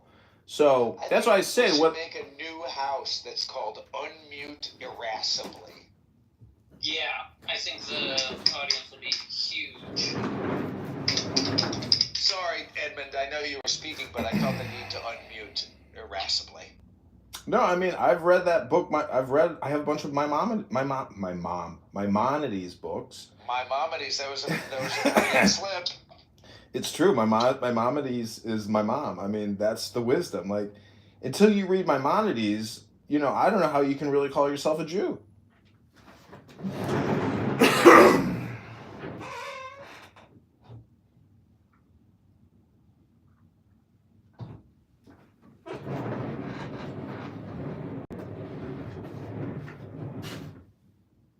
Just kind of another joke. But anyways, Keegan, I hope you don't take it personally that I tease you and other morons like Pepe and countless other morons. But, for me, this is like my Rodney Dangerfield experience. I'm trying to either roast myself or roast other people. Technically, I have a show now. It's called The Clown House Roast. But it's neither here nor there. The point is, you are a participant, and I appreciate it. Subscribe now, please. Edmund, John, subscribe. The names that you've taken on this app, I have no problem with you and your assessment of myself.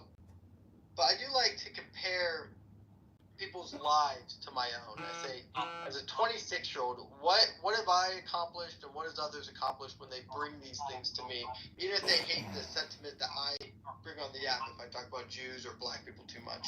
And I realize that no one really compares to me. It's a lot of unhappy, usually unwedded people in their late 30s who don't own any property yelling at me about what I say on Clubhouse when I don't think they've accomplished anything that could even compare to what I bring to the table. That's why I know, Keegan, but still, this is still an audio game. Like, I don't disagree with you. You can compare, but can you go within, Keegan? That's my point.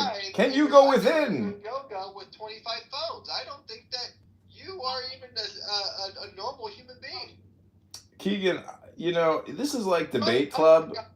Keegan, this is debate club, and what? And so you can't be on Clubhouse. My goal is that you are a mental institution like we used to do. I wish that we would put you back where you belong. Oh, thank you very little, Keegan. Keegan, the point is. Ouch! That's Keegan. It's very rude. You're rude. No, I'm trying to help him. No, Keegan, you may be projecting. Being a mental Keegan, you may be projecting and you don't even know it. You're not listening, Keegan. Sick. He's sick, Zach. You're not listening, Keegan. Keegan, you may be sick. You may need to be put in a psych ward. The point is, Keegan, go within and just know the more you think, the more you speak, the further from the truth you're going to get right now. This is a rage quitters room. We're looking for people that we can roast to enrage so much that they quit the app forever. One day. I know, I do actually kind of, I don't know, I love Clown House because technically it's free platforming or free storage.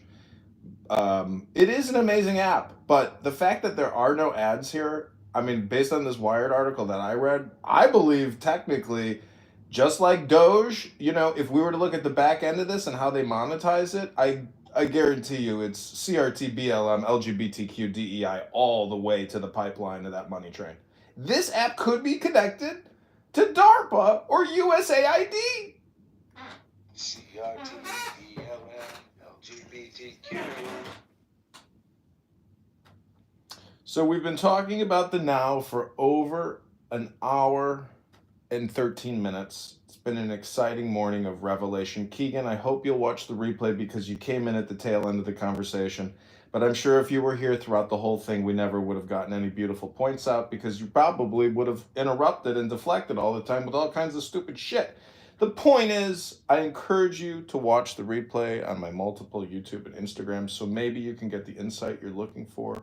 McZed, can you possibly help illuminate us as to the answer to the secret riddle question? Thank you. The riddle is the answer.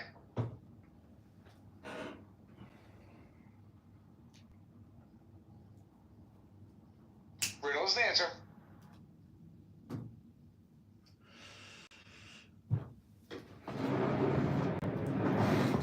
So, you know, many of you may not know that I'm a world famous actor and I played FDR in the Broadway show Annie. But I just want to let you know that if you look at the word performative, it's performative. So formation is creation. And I don't know why people do unrecorded rooms. I don't know why people don't record what they do here.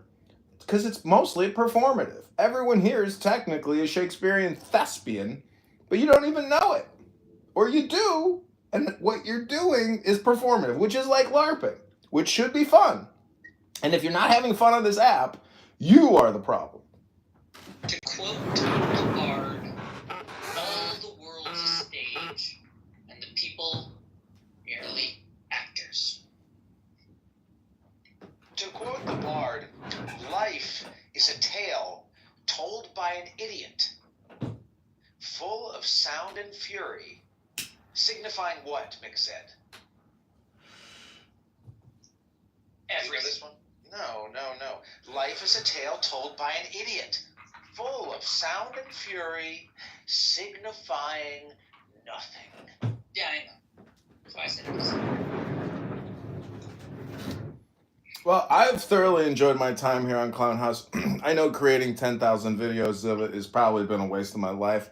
But I want to thank all of you for participating in my recordings, knowing that I'm recording you all the time, but yet you continue to talk to me because you are compassionate, sympathetic, loving, beautiful, kind people. Find a way to make something that you can sell. Can you make a book? Can you make like a book maybe of morons of Clown House, and then you can have like screenshots or something, or maybe make it No. My most successful book I ever created was called sponsorshipsecrets.com, and I sold $150,000 worth of ebooks and CD-ROMs on how to get sponsorships for everything. And that book did very well. So, come out with a sequel, no? Well, you know, the point is, I mean, Rabbeinu Shaloim, Hashem determines your income every year on Yom Kippur and Shemayim. So I don't have to worry about selling books. I just pray to Hashem and Shemayim, and He increases my, my mana. I mean, it sounds like he taught you Maimonides. He said, "Publish that book that made money." Again. I know. You know what's amazing is I went back and I actually looked at what I compiled in this PDF document, and it looks like a third grader wrote it. Right. So use ChatGPT, spruce it up. I know. It's true. It's the only website I kept. Like, if you ask ChatGPT market people that already acknowledge this book and would follow it, just keep producing. In this day and age, it's like child's play to produce endless books. I agree. Yeah, I'm not worried about making an income. I mean, but honestly, I am looking to make a baby. At 42, I figure like that in itself is work. So if I really wanted to pursue a woman and make a baby and make a family, it takes work. Listen, haven't you read the book? No. It's called Job. I've read it many times. And the point about Job is, if you know where you came from, you have no problem. So I don't fear money or Job or job. I mean, I know. See, you have your perspective, you have your frame, you have your work, but there's a whole backstory to me that you don't know about. There's a whole compression of the past in the now that essentially is causing me problems now. And right now, going back to the office to sit in a workstation may not actually be the solution that would be the advanced game player theory version of the now. It's an opinion, but nonetheless, going back on the train every day to go sit at a workstation and be in the now may not be the solution I need to overcome the problems of the past, if that makes any sense. It also might be.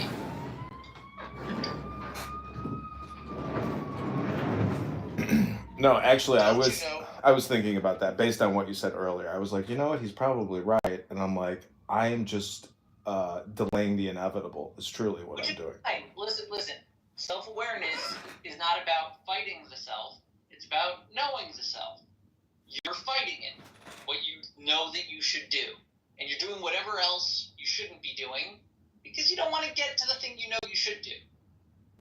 Yeah. Look at my man, Matt Ruda. Slow down. You don't have to fight yourself and force yourself to do the thing you do.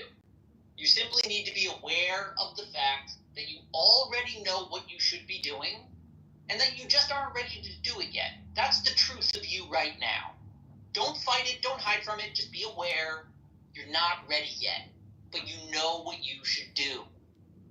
I love that, and I thank you for that. And can I just add, do you agree that that is also a projection? No, I don't think so. See, there's a double-edged sword about projection that I don't think people are aware of or have the mindfulness to know. And I'm not trying to one-up you or to try to reverse what you just said, because I agree with you. I think everything you just said was like 100% accurate. But again, the thing about projection is just speaking is projection. So you did project, whether you like it or not. There has to be something in what you just said which applies to self. Don't you agree? Are you familiar with the psychological concept called noise in therapeutic practice? No. Okay. Noise happens when a patient, someone undergoing psychiatric treatment, attaches emotionally, psychologically to the therapist. And they believe that the therapist is revealing deep truths about their identity to the person receiving the therapy. The reason they believe this is because the therapist, if engaging in therapy properly, is mirroring that person. The person feels like it's a real person, just like when you look at a mirror, but in like a more substantial way. They're responding to the abstract thoughts, the things that the mirror can't express. And the therapist is mirroring exactly what the patient is saying and doing with maybe a touch of judgment, but they're mostly just directing the patient to notice themselves, right? It's about awareness. So you believing that I am projecting when I am characterizing what you are describing as your state, right? It might not help. It might not be the best idea. There's a whole bunch of reasons you don't know one thing or the other. I said, I don't even know what the truth is. I don't know what you should do, but I do know that you know what you should do. That's how I reflected you. I'm not really saying anything about me. I'm just No, I agree. I think I'm just trying to, maybe I'm just being facetious, but That's called it noise. They call it noise because it's disruptive. It's I think a bit of a defensive mechanism to like not engage with the therapy, which is really about the person undergoing the therapy, not the therapist ever. Well, here it comes. Isn't it funny how it's called the therapist, but it's actually like the rapist? No, I mean, listen, I'm going to meet with a friend of mine who's Jewish that I met at Chabad for lunch in about an hour, and his therapist is gay. And I'm like, bro, do you really think you should be talking to a gay person, like every single week? Like, doesn't that make you gay? Like, if somebody is a gay psychiatrist and they give you Adderall and they are gay and you've had bisexual experiences or you're bi-curious or, it's like, don't you think maybe that person like is a bad? No, I have a friend. I won't mention his name.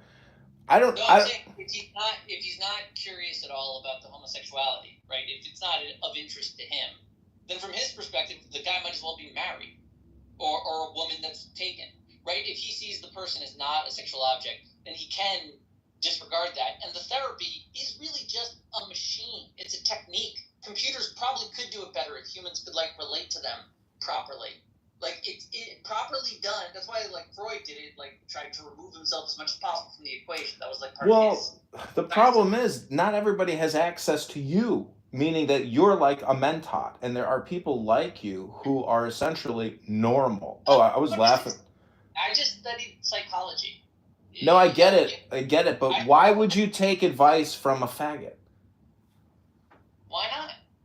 Because he sucks dick, and he puts dick in his ass, and he puts his dick in other people's asses, and he's gay. So he might be attracted to you as a patient, and why would you want a faggot giving you advice who's attracted to you and wants to fuck your ass? That doesn't make any sense. Jesus Christ, Edmund. More about He's not wrong. He's not wrong.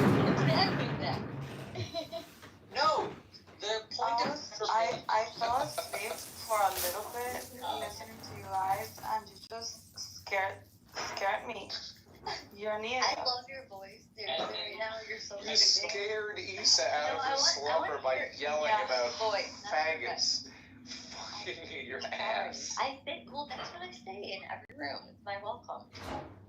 What, faggot fucking I say, ass? what's up, faggot? Oh. And there's always going to be one person that's always like, That's like me, because I always say, what's up, niggas? Why are you yelling faggot? What up?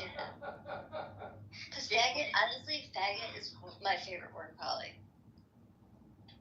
What about we nigga? Say it, it's like, like, we used to say it to, like, our friends. They were being weirdos, or, like, I know, they were being a faggot. Yeah, they're being a fucking faggot. Right, exactly. The South Park, like, thing where they Well, but explain, this like, is the eternal not a debate, faggot. and that Edmund and I engage in, which is our favorite word, is the most exciting word in the English language. Is it the N word or is it the F word? And really, if you could do it both, if you could do F word, N word at the same time, that is Finger nugget? and yeah. See, this conversation should be put into context with regards to what we were talking about earlier, which is words. I mean, if I say water, you don't get wet. So if I say N-word or F-word, do you get emotionally destabilized? That's the power of those two words. They're the most subversive words in the English language, my fellow F-word, N-words. Wouldn't you say that, like, naturally, because of the proper context, when I say love or hate, there is an emotional reaction to those sounds I just made? Yes, that is the interesting thing about words. I mean, you can enhance the, emotional reaction to the word even further, but I agree with you that there is an emotional dynamic to words, which if you're aware of, you won't let F word or N word gaslight you into a reactive state. You might want to know what the context is of the whole conversation as opposed to just a small segment of it. So that's why I create a lot of recordings, because the whole thing is technically a large equation or mantra. And we're trying to figure out through research and observation why. No, we're looking into communication and hypnosis and regulating responses, emotions, almost what you could call subversive mind control. Meaning that the future of warfare most likely is linguistic. Meaning that people are so glued to their phones that you'll be able to win wars just through communication, whether it's subversive or direct. I'm just saying there's a lot of forms of communication or propaganda. So if you can figure out a way to essentially create peace and equilibrium through silence or through wisdom, maybe it's possible all these F words and N words throughout the planet that love to keep killing each other perpetually, we could create a state of equilibrium on the planet. See, I feel like your statement isn't over until you get back to the N word. My intuition. It's a good capstone. I'm using F word and N word as a demonstration, not because I believe in bigotry or hatred. I'm merely trying to point out the power of words in the same way that you just did with the word love and hate, that there's an automatic response to the words based on all these years of preconditioning. We have to get past words and get back to the nothing, which used words to create the everything, if that makes any sense. Thank you for listening. God bless you all. About the power of the N-word, and then I very coyly responded with very few words and the statement, the N-word, to illustrate the power of the N-word, that merely referencing the N-word is a big enough emotional hit that it responds to as many words as you want to try to hypnotize people with. You sound so retarded calling it. You sound so retarded calling it the N-word. I mean, don't you realize that when you say N-word, they understand you're actually saying. That's a second level to the game. That is part of the fun as well, because it becomes the song that never ends. People won't stop talking about the N-word. You are, Magdalene, you are stupid or you are an S-word. But if I call you an S-word, you know that what I mean is the word stupid. So I do not know that. Difference? If you say the S word, I would say. Gibbity toilet. No. What is the difference when I communicate with someone directly versus through illusion? So Zach and Macbeth. Zach, I know sometimes you. I just think it's very stupid. So it is. N-word. Okay. It is hypnosis. Let white women speak. The last time you told someone that you were going into a room to defecate. Hello? The last time you. Hello, Stefan. Hello? Hold on, Anna. The last time you went to a room, what? And wait your turn. Okay. Yes, white woman. Keep waiting. The last time. What? The last time that you told someone that you were going into a room to defecate, you did not tell them I was going to shit. You did not tell them I was going to execute my bowels. You told them I was going to the loo, the bathroom, the restroom. Allusions to what you were actually doing. Look, let Anne speak. This is So what I found is actually, so it's so productive about the N-word, because every room wants to talk about race and the N-word, and they want so badly for people of, my skin tone, whatever that means, to say the N-word. Here we go again with the racial identity politics. Hello? So we know that you want to say it, just say it. And it's like, they want you to say it so bad, but they say it to each other. They'll say, what's up, my blah, blah, blah. And Anne loves to be bashed by black people. No, so I say in my rooms, I would watch. Did you say smashed or bashed? Okay. Yeah, I would watch a video of it. You guys I don't know if she likes to be smashed. Let me Let her talk. I'm actually going to land my plane, not crash like the other plane. So essentially, if you say that you cannot say the N-word in your room, they're like, wait, you can't say that. We're allowed to say it to each other. You're just not allowed to say it. You do not allow it to be even said, and that's how we get rid of it. The only reason why it still exists is because people still allow that rhetoric to talk. And you're like a girl in a high school hallway at a locker or something, talking to her best friend. I was pretty fucking. And you're like a high school girl getting bashed by N-words in the locker room. I mean. Oh my god, come on, I'm gonna go jump off a cliff. Just because of it. And you may have not heard the full conversation, but we've been going deep into the soul, into the meaning of existence itself. So the whole N-word component of this conversation is essentially really about emotions and how words impact our emotions. And this app being such a sticky app, do you think that maybe you've never read a book, in the past 20 years? What did you she hasn't read a book? Does it sound like she hasn't read a book? I mean, I read the Bible every day. I believe that. Okay, since you read the Bible every day, I challenge you. Just tell us one sentence of something interesting or profound that you have recently read. Something from the Bible that really stays with you in your heart and mind. What is your favorite passage, Dr. Ann? Well, that's personal. Okay, everybody, I've proven my point. This woman can't even recite one fucking sentence from the favorite book that she reads every single day. I leave you all with Dr. Ann. Okay, guess what? And you've never even opened up the Bible. So why would I even say this to you when you don't even believe in God? What? Edmund doesn't believe in God? You've never even opened up a Bible. Hello. Every day.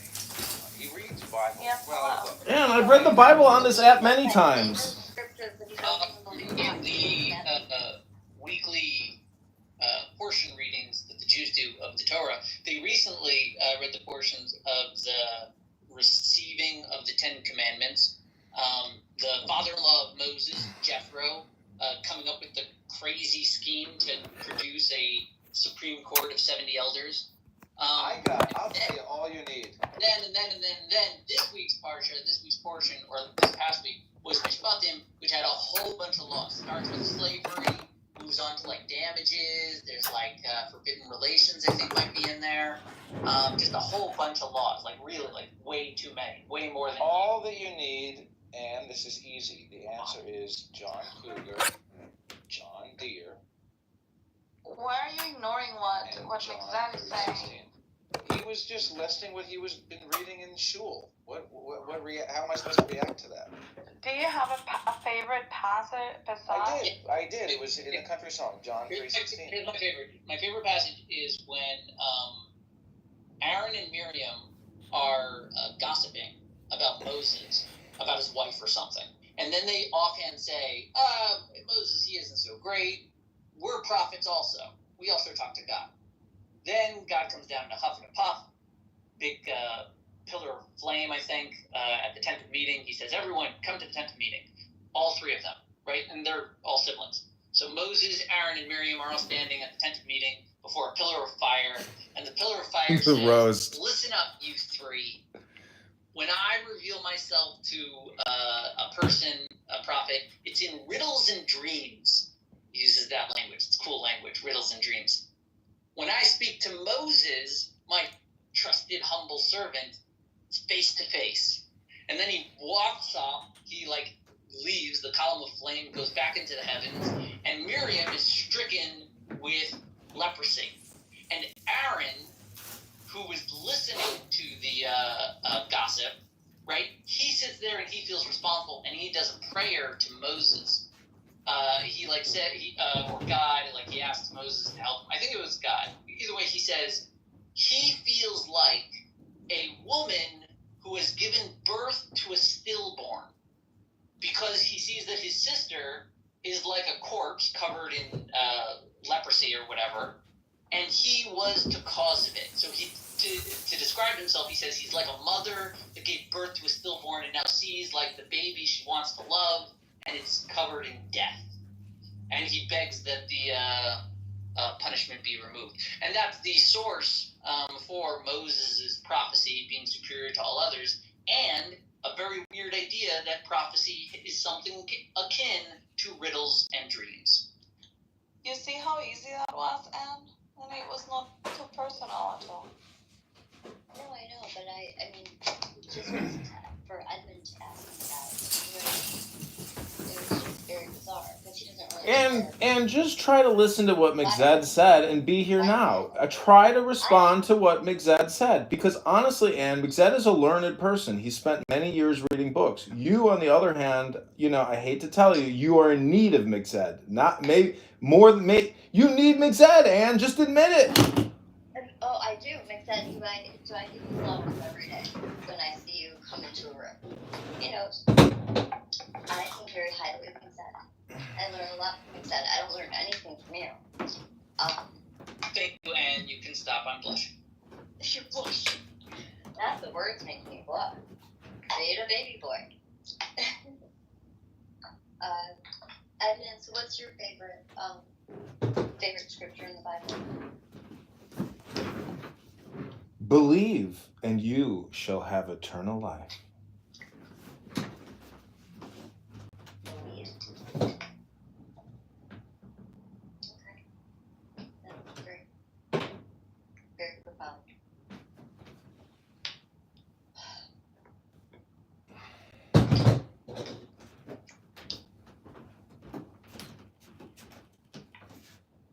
So on another note, in like a half an hour, I am going to my daughter's school because they are teaching about going through puberty, and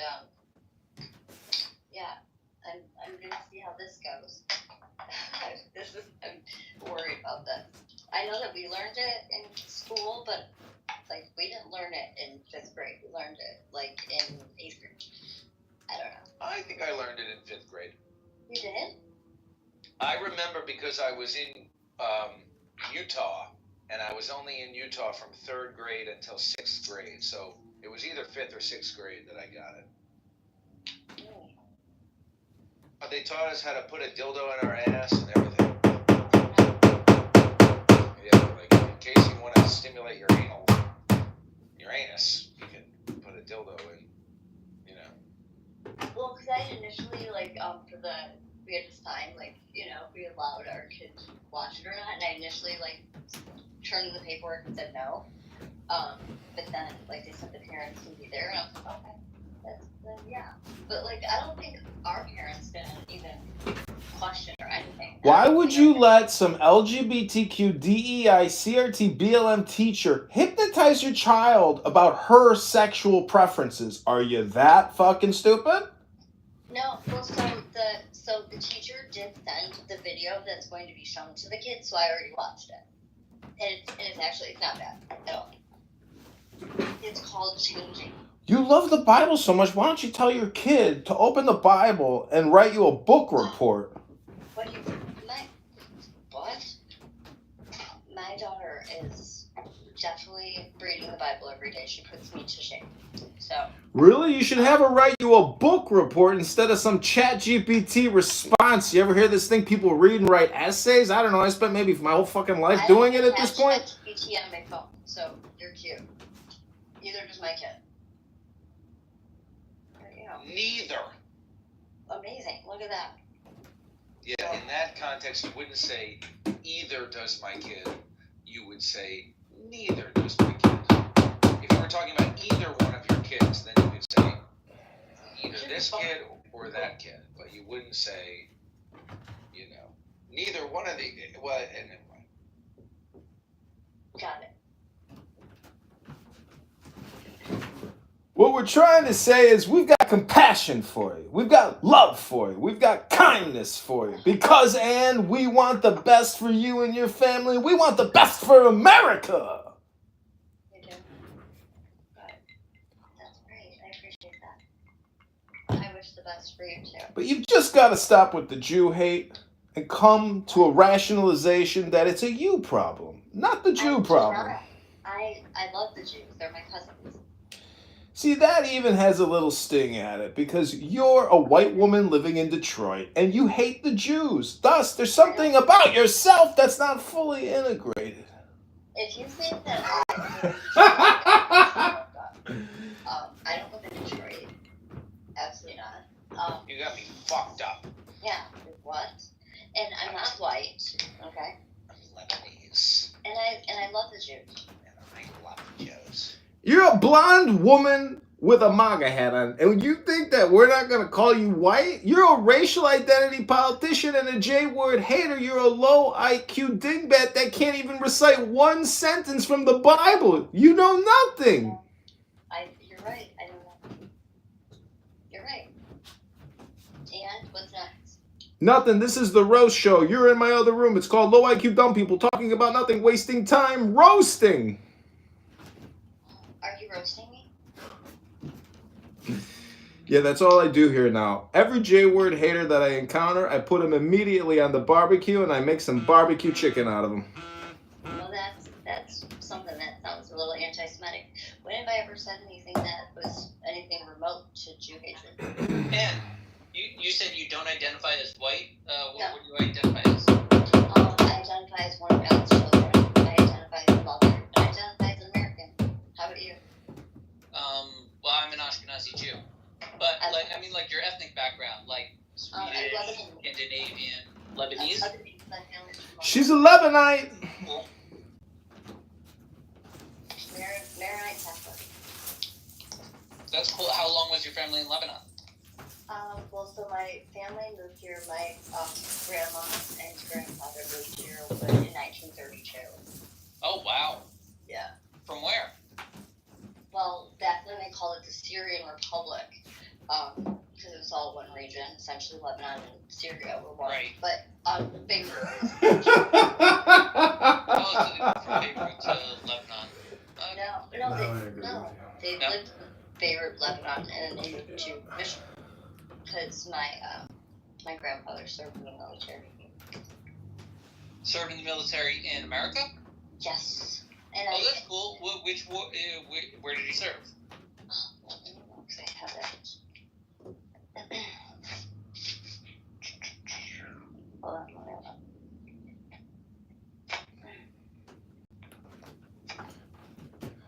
Okay, so that's Ancestry.com. So it says U.S. World War II draft registration record for, and he says birthday, president. Okay, so it just says, so all I know is U.S. World War II draft. That's all I know. I don't know. So he left Lebanon and got drafted into the war to assist, maybe with American. Well, and I'm wondering if that's how they gained citizenship. Because I never did ask my grandmother that. You know how if you join the military, My grandfather's brother did a similar thing. My grandfather was born in Germany. He and his family fled, got dispersed as the Nazis were rising to power. And his brother served in the army to go back to Germany because they needed people that spoke German and English and that were not in favor of Nazi Germany. So, but he didn't survive his experience. He survived the war, but he came back, PTSD and stuff. But, back, I know that they gave citizenship rights during the military year, and I don't know if it was like that back then too, but essentially that's what I'm thinking. I could be wrong. My grandfather passed away when I was really young. He passed away at a really young age, and my grandmother didn't pass away until she was 96. So I know I had a relationship with my grandma, but she never wanted to talk about anything of her time in the Middle East at all. She didn't teach she didn't teach Arabic. And I want to get us back to center and where this room began, because the point is equilibrium, balance, stillness, joy, happiness. And what we're trying to create for you, Anne, is maybe synthetic, but what we're trying to really do is make you happy again by helping you solve the secret mystery riddle. Mixed, please tell Anne the quick and simple answer to this amazing secret mystery riddle. Thank you, Dr. Mixed. You can skip to the last line, or second to last line in Ecclesiastes, where they say the sum of the matter is this: obey God's law and do right by each other while you're alive. Something to that effect.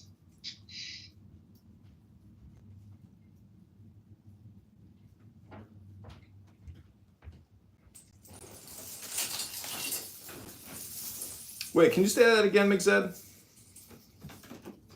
like the last verse in Ecclesiastes.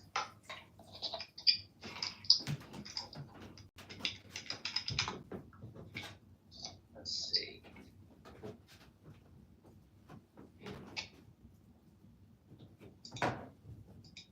That's the last chapter. 10.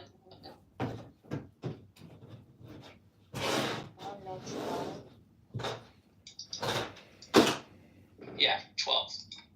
Alright, so at the end of that, it says at the end, now all has been heard, here's the conclusion of the matter. Fear God and keep his commandments, for this is the duty of all mankind. For God will bring every deed into judgment, including every hidden thing, whether it is good or evil. That was the sum of the matter. I mean, it's a good book, you should read it, but, you know, if you want the answer, he leaves it right there at the end. And, the verses right before that say, the words of the wise are like goads, their collected sayings like firmly embedded nails, given by one shepherd. I don't know what that's supposed to mean. 12. Be warned, my son, of anything in addition to them. Of making many books there is no end, and much study wearies the body. Right? He says at the end of his study, don't study too much, books are stupid. I've asked lawyers, Jewish lawyers, I've asked Jewish, I'm excited, can you hear me? I was going to ask you a question. Do you find any correlation between what you do in terms of the debt analysis or the debt communication and the layover or parallel of having all this, men taught Talmud Chacham knowledge? A little bit, but not really. That's just what I do for money. No, meaning that the people who fall into debt are the ones that aren't making the really intelligent business decisions and maneuvers. So don't you detect almost like a lack of awareness, especially amongst people who, are leading organizations, or is that just like at a non-personal level? Like, I mean, how do you view... No, you're looking at the wrong aspect of my job. Like, it's not about counseling the debtors. It's No, obviously. I mean, but I'm saying, can't you view them personally and say, okay, this is probably, what's the secret shortcoming on why they're even dealing with it? Here's where my secret, amazing understanding of humanity allows me to understand what I'm doing. What the creditors are always arguing is that I have a piece of paper and you owe me a lot of money. And the truth is, all they really have is a piece of paper. That's the reality. And they have to come to terms with that reality, that they have a piece of paper, and they could demand and yell and try to argue that it means they are entitled to ABC, XYZ, the moon, and beyond. And I will explain to them every single time that that is not what is true. What is true is they have a piece of paper. Yeah. So, that's part of defense work.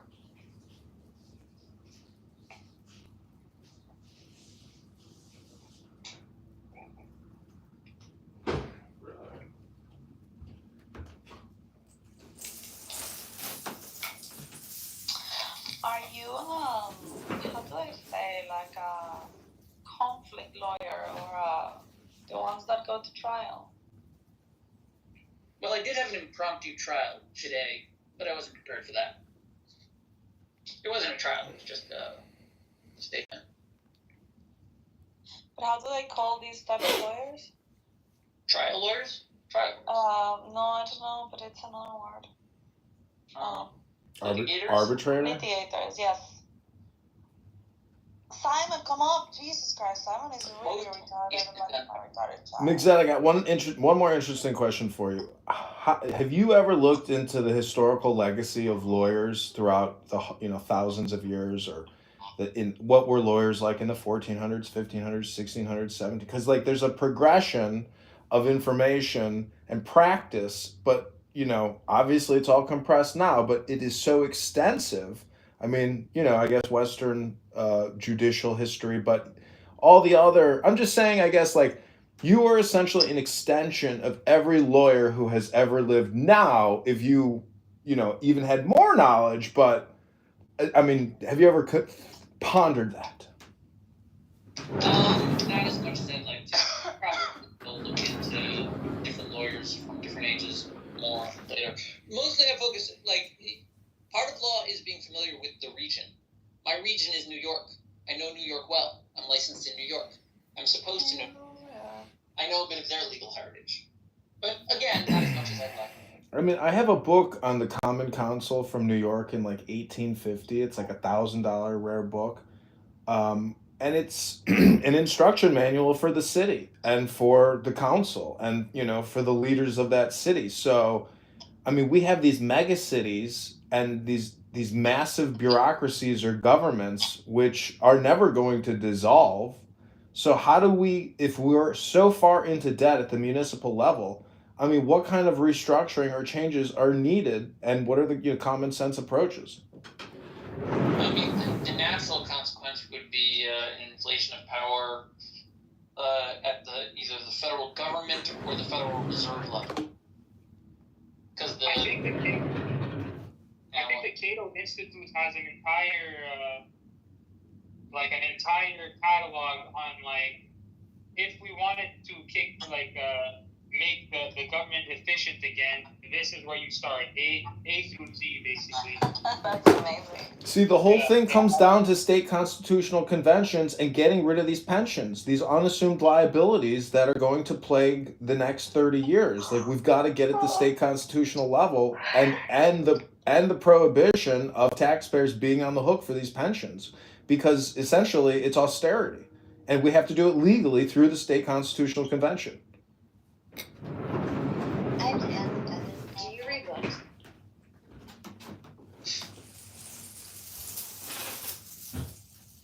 Are you asking me or Edmund? I don't know. Edmund.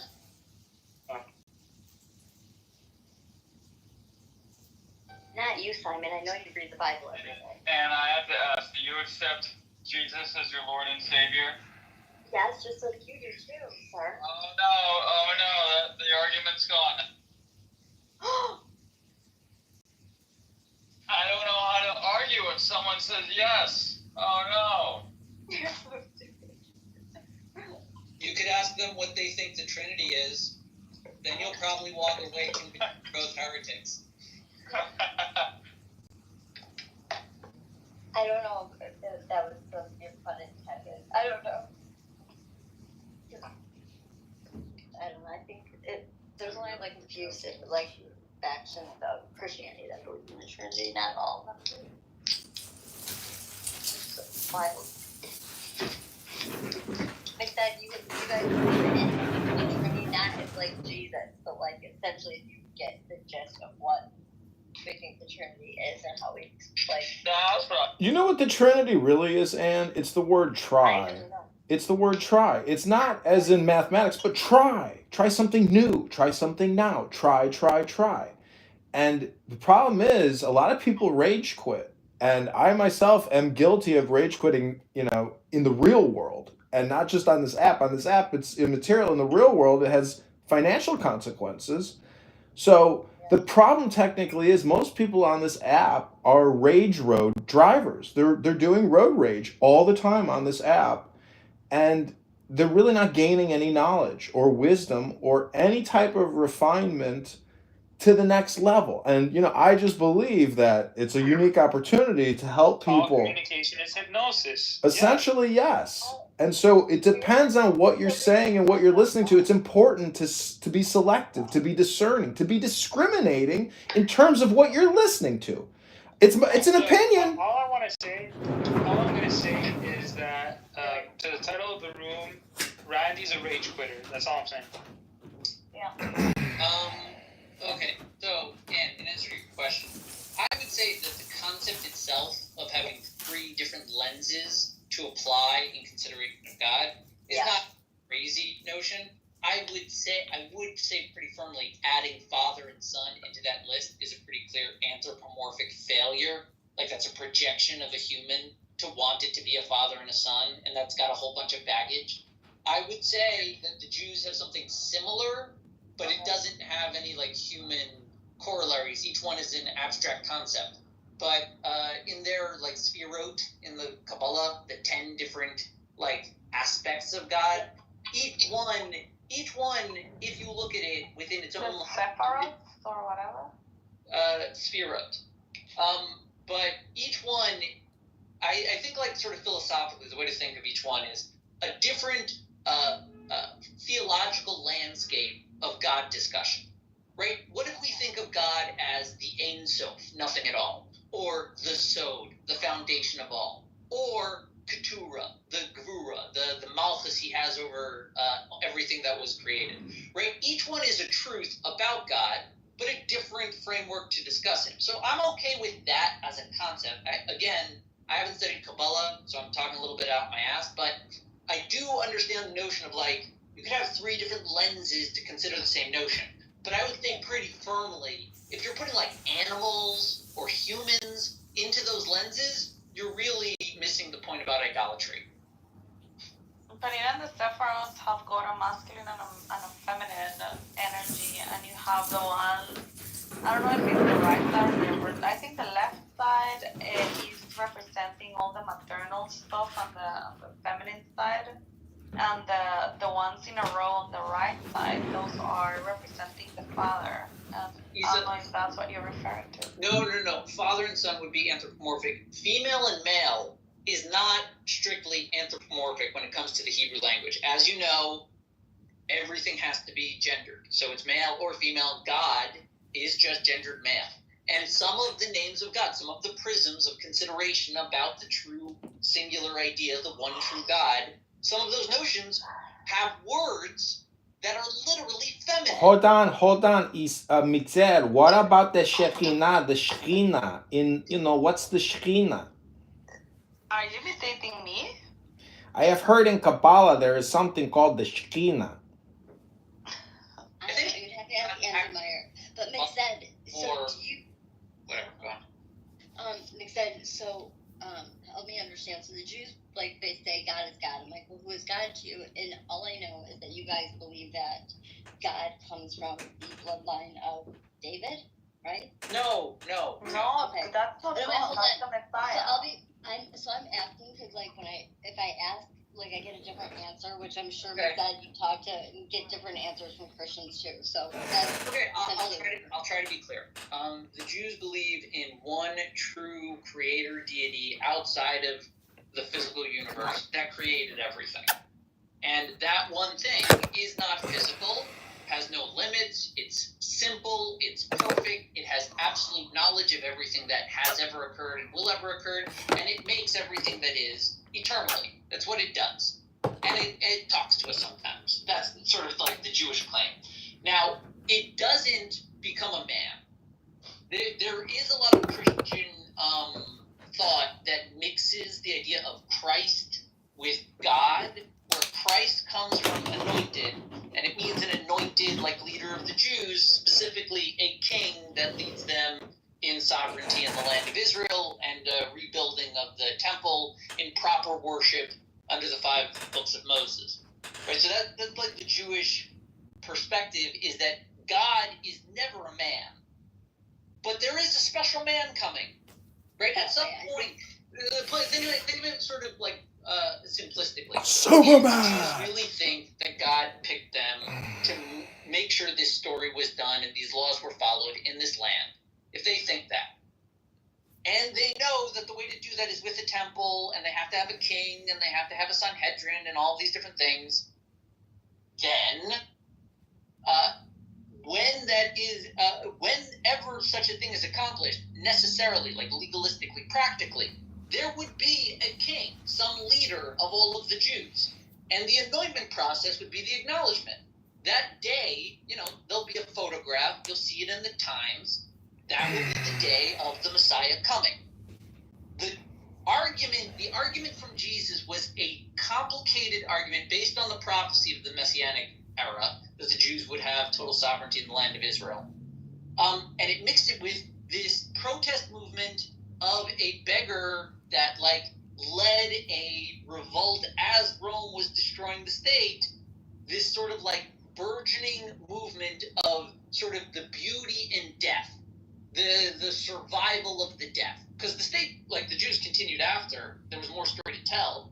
And this story of this child who went against the law and got killed, maybe unjustly, and then the narrative twisting it into a fulfillment of everyone's sins closes off the Jewish narrative. So it is an attempt. How does it close it off? Because it ends the prophecy. The prophecy was always that the Jews will have sovereignty in Israel, will have their temple, and will. But it doesn't end the prophecy, so it becomes a new covenant. It's not No. It's the same covenant. Think of it this way. Why did the Jews come back the first time? They got kicked out already. After 70 years, they were pushed away and had no claim to it. But they were able to come back without any new miraculous event other than, a bit of the Purim story. Which is to say, the Jews have never, ever considered the contract over. If you read the contract, it says you get kicked out. No, it's not about the contract being over. It's just that the prophecy was... So the Jews were the chosen people in order to make the prophecy come true. Now, the prophecy came true, God came, and also in Christianity, we understand through the Old Testament that it talks about God coming as in a physical form. It talks about how, I don't know which one it is, but it's one of the prophets that is talking about it, and it's very famous, Isaiah something. And that it talks when it's going to incarnate or be born from this virgin or whatever. We can talk about that later, but it doesn't matter. So the prophecy, the Jews are the chosen people for the prophecy to come true. So they are the servants of God. They're the chosen people to be the servants of God for the prophecy to become true. Now the prophecy has been fulfilled, and when God or Jesus comes as the Messiah, the Son of God, he gives us a new covenant, a new promise. The promise was he was going to come. Now that he's here, he is giving us another promise, and that is that everyone becomes the chosen people by choosing him. The sun is giving me the light, and it's like 80 degrees Fahrenheit in South Beach today. I gotta get to the beach, everybody. It's been fun. Have a good day. Bye bye. Adios, amigos. Bye. So Jesus is the new promise, and so in this case, now everyone who chooses Jesus become the chosen people. So the promise extends to everyone. It's like 80 degrees here in Miami. I gotta go, everybody. Bye. Right? But it's not that. Okay. That the other stuff is over. No, it just transforms Okay. into a new covenant. Isa, I understand the way Christianity works and that it has its own perspective, and I'm not taking you from it. From the Christian's perspective, yes, that was the end. That was the fulfillment of the prophecy. We are technically in the first epoch of the Messianic age. Correct. Which is, in my opinion, a strange kind of a claim. I don't think that's the best argument. You're the original movie, we're the sequel. No, yeah, right. A sequel. No. To be fair, a sequel that quickly realized it needed to be a trilogy. A trilogy. But so we need that. Yeah, because he will come again. What I mean is this. Just very quickly, when it comes again, the prophecy now says that there will be no doubt that it is him, that everyone in the world will recognize him as the Messiah. So if we are right, if the Christians are right, even you guys, the Jews, will recognize him as the Messiah, and there will be no doubt about it. And if it's not him, and it's just some random warrior guy that happens to be the Messiah and not the Son of God, we will recognize him too. So we will find out who was right and who was not. Right. But that, Isa, what I'm trying to explain is, practically, whatever complex theology is behind it, your religion and my religion have both put us into the position of waiting for the Messiah to come. Correct. Yes. We are quibbling over quantities of Messiahs coming. Right? That's the big, amazing debate. And at the moment that the Messianic era begins, which again, I would say, is ruled by the photo finish you see in the New York Times when someone gets anointed, that guy will either be a resurrected Jew from thousands of years ago or some other guy. And either one will all acknowledge him as the king of the Jews, and that will be the fulfillment of the prophecy. Oh my God, so you're talking about Trump. No, wait, slow down. Listen, I'm saying this because after Wait, his assassination attempt, people are saying that he was anointed by God. And slow down. I'm not saying Trump, but Trump's grandchildren are straight up Jews. Yes. Could they be? Are they the direct descendants from David?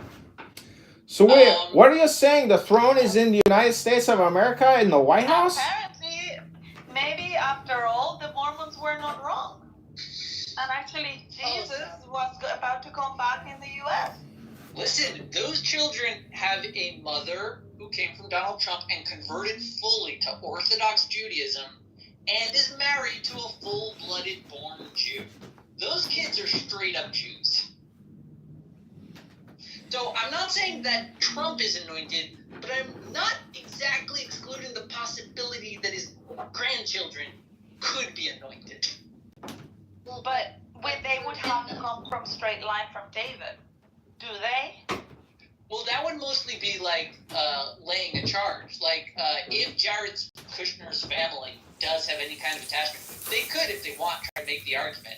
If they wanted to get into like deep Israeli politics. What about her lineage? But Isa, I'll cut to the chase.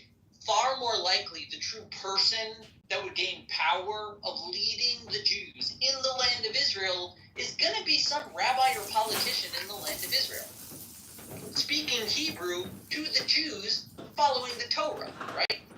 Well, we don't know. Sometimes God works in very miraculous and unexpected ways. Isa, at any moment, the miraculous temple could drop from the sky and everything would change. But I'm simply saying, if we assume that the path of history will follow through, then the person with power in Israel, following the law to bring about the prophecy, is going to be an Israeli politician or rabbi speaking Hebrew. Probably, but it doesn't have What makes to. you think that it's not Donald Trump's grandkids? Because those guys have the army. Like, even if you wanted to be some, like, a renegade force, you'd have to rise to the ranks within Israel. Israel is the apparatus to bring about the Messianic age and we wear together. Wait, so maybe what about why? Maybe that's why Trump is wanting to restructure in the Middle East. Could be. Seriously. Okay, I had to go into No matter what, Trump has made. I'm just gonna turn this into a conspiracy theory. Trump has made very clear within the first month that he wants a lot of feathers in his cap. He is going towards every legitimate conservative policy and get a quick deal fast so that he can work on like bigger projects. And he's doing well. Honestly, I don't know that he could bring peace to the Middle East, but he's the brash, like bold enough guy that would think that he could and would probably make a dent at getting somewhere close to peace. And like he's just doing it for the fucking balls of it, because he can say, "I solved the problem. You're welcome." Okay, I have to go with you. Take this conversation. See, Okay, you guys, your sex education. Mixed, why don't you explain to them the difference between Mashiach and a king? I mean, why would you? And then also just meaning the personal psychological, like there's a whole personal element to this and then a material political element to it, but like where is the differentiation or the boundaries? There was a very, very wise rabbi a long time ago who was approached by a non-Jew who was trying to criticize Judaism, and he was told, "Explain to me the essence of the Torah while I stand on one foot." And that rabbi, very, very wisely, chased him out of the school because of the disrespect showing to like an epoch of literary philosophical development. Is that what Edmund is doing? And you would ask anyone to express the truth of it while you stand on one foot. Get out of the school. You see, stop disrespecting him. Edmund. Now, No, no, I thought the whole thing was like stand on your one foot and then say, treat your neighbor as you want yourself treated. I mean, it's just like the golden rule. What's the point? heard the end of the story because I just told you the beginning. The guy then tried it again at the nice rabbi, Beis Hillel. At Rabbi Hillel, when he asked him again, Hillel says, okay, I can take this challenge. And then he says, do not do unto others as you would not do unto, would not have done to you. The rest is commentary. Now go and study. Now, those were two different legitimate answers. And I decided to give you the one about showing respect about the complexity of Torah at this time. Amazing. Okay, so I mean, can you again possibly just compress and summarize the secret mystery riddle so everybody here at least can come back to baseline? Thank you. Okay. The riddle is the struggle of human existence that man's mind grasps for understanding and never gains it. Right? It's sort of the agnostic struggle of man. He has that riddle stuck in his head. The solution to the riddle is that the riddle was there for you to think about it. Riddles aren't there to give you facts. They're there to open up. They're for interpretation. They have alternative answers even. The riddle is the question because that is your state. Like the now is the truth of what you are. You are the search for the riddle.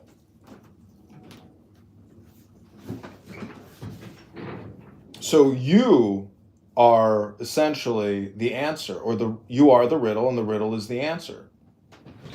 Yeah, it all just kind of circles out in you. And then just chill out. Then get back to work.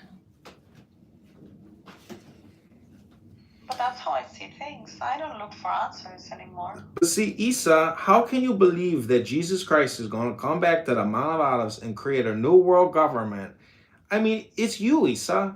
The more you think, the more you speak, the further from the truth you're going to get. That I believe that, but I understand Christianity, and I have been trying to understand Christianity from a philosophical perspective, and as I want to do also Judaism, you know, and so trying to put the pieces together of the whole story and the whole context. But I am not a religious person. I am not a believer, you know, in these type of things. I'm sorry. I don't even know if I need to apologize, but yeah, I'm not a religious person. I enjoy reading the Bible. Believe whatever you believe. But from a philosophical perspective, not necessarily from I know, I'm being facetious. The point is, this is still all therapy or self-psychology. I mean, I may be gaslighting, but I love it. yeah, this is the whole point. This is essentially what I call self-actualization comedy or self-actualization therapy. And that's right, and it's amazing. Did Big Zed Rage quit? Did he leave? Oh God. Yeah, he said he needs to go back to work, I think. Yeah, we've been talking the whole day.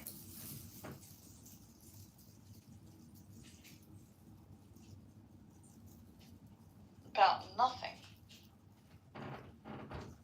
Well, actually, no, I think that this has been a nice conversation, a nice room. I've liked it. See, it is a conversation about nothing, but the thing is, by having a conversation about nothing, you're technically talking about everything, which is the all, which is God.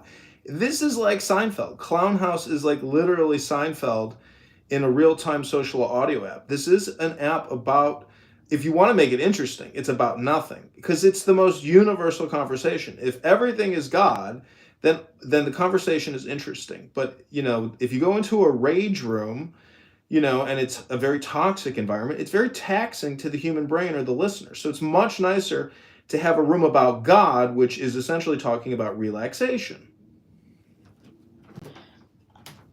I don't want you to leave, but didn't you say that you were going somewhere?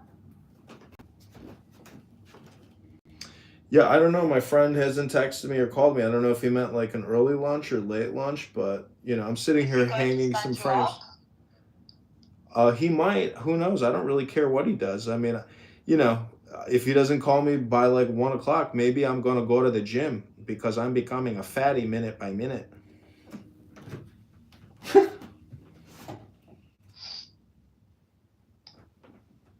And going to go to have lunch? To the Old Irving Park Brewery for a delicious chicken chop salad and maybe a wonderful beer. Just a small one, not a big one.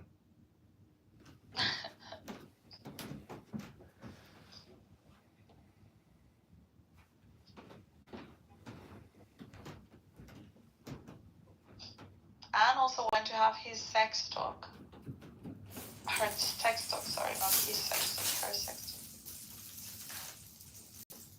talk. That is weird. I wouldn't allow my kids to go to this sex class.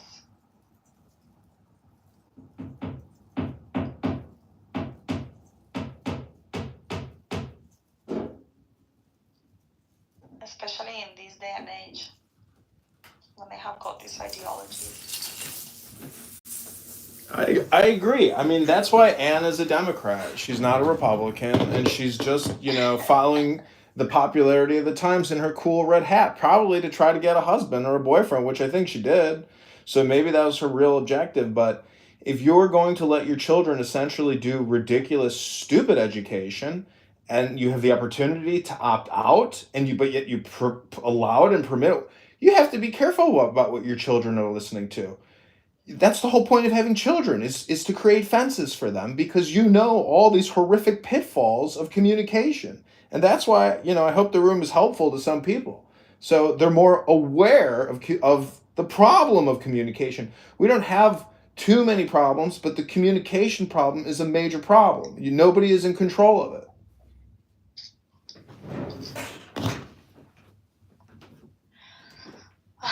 Yeah, that's true.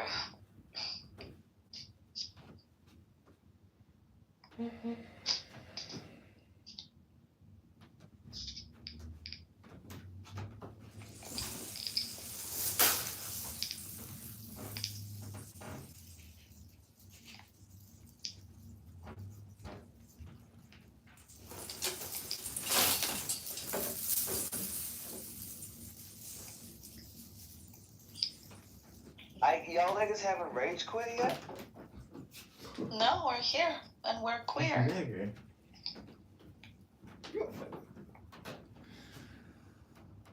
Zach, could you maybe read some Tao Te Ching so everybody can know the basis of this room and all rooms, which is the Tao?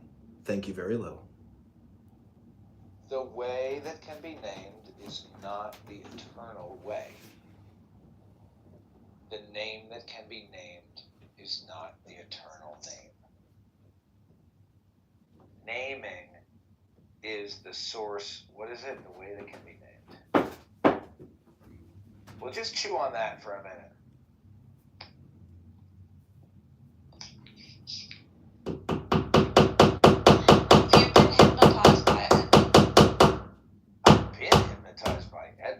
I've been hypnotized by Edmund from the jump, from day one, to this day. All right, the Tao that can be told is not the eternal Tao. The name that can be named is not the eternal name. The unnameable is the eternally real. Naming is the origin of all particular things. Free from desire, you realize the mystery. Caught in desire, you see only the manifestations. Yet mystery and manifestations arise from the same source. This source is called darkness. Darkness within darkness, the gateway to all understanding.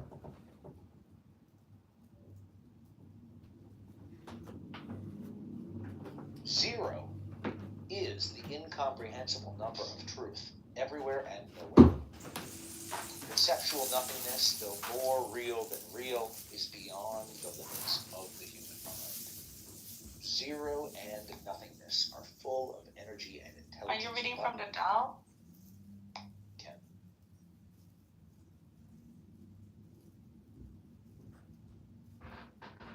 Hello? Hello? Have you ever read the Tao Te Ching? Yeah, I said yes. Have you ever read the Tao Te Ching? Yeah, I have it, and I read it a couple of years ago. It's a very small book. So let me go for it. Book. bookshelf. It's a very tiny book. It's like here, the dotted chain.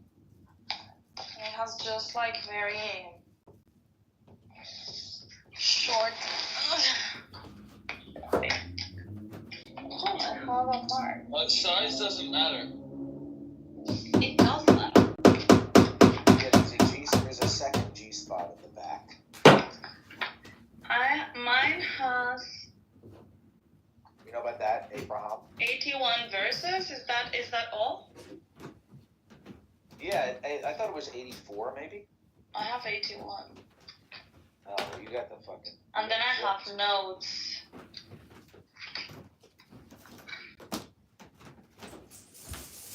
So, for example, the number 81 says,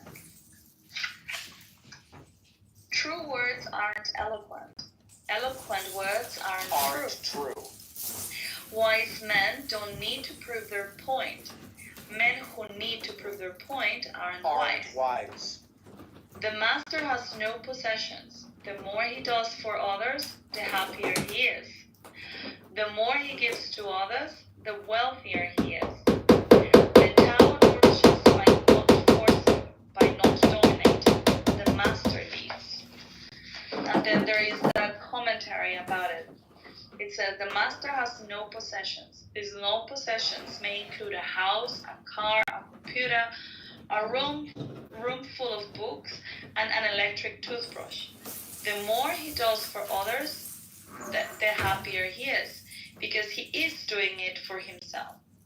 The more he gives to others, the wealthier he is. The less he holds on to, the more he can give himself to others. When he can give himself completely, his wealth is infinite." Isn't that beautiful? Isa, when nothing is done, nothing is left undone. That's true. When nothing is done, I did it. When taxes are too high, people go hungry. When the government is too intrusive, people lose their spirit. Act for the people's benefit. Trust them. Leave them alone. That's beautiful. Governing a country is like frying a small fish. You spoil it with too much poking.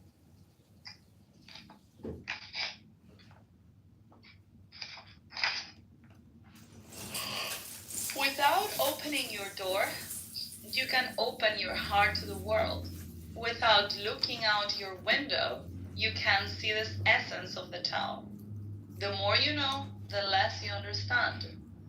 The master arrives without leaving, sees the light without looking, and achieves without doing a thing.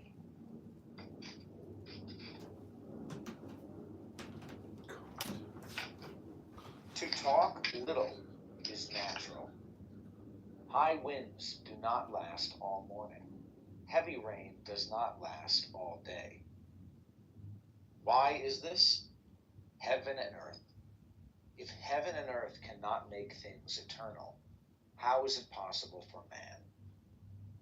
He who follows the way is at one with the way.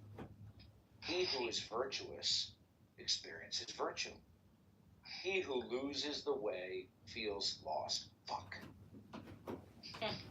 When you are at one with the Tao welcomes you. When you are at one with virtue, the virtue is always there. When you are at one with Clown House, the Clown House is experienced willingly. He who does not trust Clown House will not be trusted by Clown House.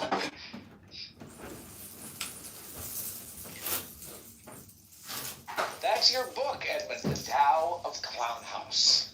Yeah. That is a good house title. There should be a house. The Tao gives birth to one. One gives birth to two. Two gives birth to three. Three gives birth to all things. All things have their back to the female and stand facing the male. When male and female combine, all things achieve harmony. Ordinary men hate solitude. master makes use of it, embracing his aloneness, realizing he is one with the whole universe. God damn, man. You got to read this every day, basically. You have to read it every day. You have to read it every day. All of it? Yeah, I think. Because otherwise you forget. The reason why it's so important is if you are the riddle that you're secretly trying to solve, this book helps you secretly solve that riddle very easily and quickly. All the talk and all the time spent on this app does not do that, but this book does, in my opinion. That's right. This one I like. If you want to become whole, let yourself be partial. If you want to become straight, let yourself be gay. If you want to become full, let yourself be empty. If you want to be reborn, let yourself die. If you want to be giving everything, give everything up. The master, by residing in Clubhouse, sets an example for all beings. Because he does not display himself, people can see his light. Because he has nothing to prove, people can trust his words. Because he doesn't know who he is, people recognize themselves in him. Because he has no goal in mind, everything he does succeeds. When the ancient masters said, if you want to be given everything, give everything up, they weren't using empty phrases. Only in being lived by the Tao can you be truly yourself. Those who recite the Tao on Clown House do not know Tao. Those who know Tao meditate and sit in silence. Those who break the silence on Clown House are like farts, air passing over a turd.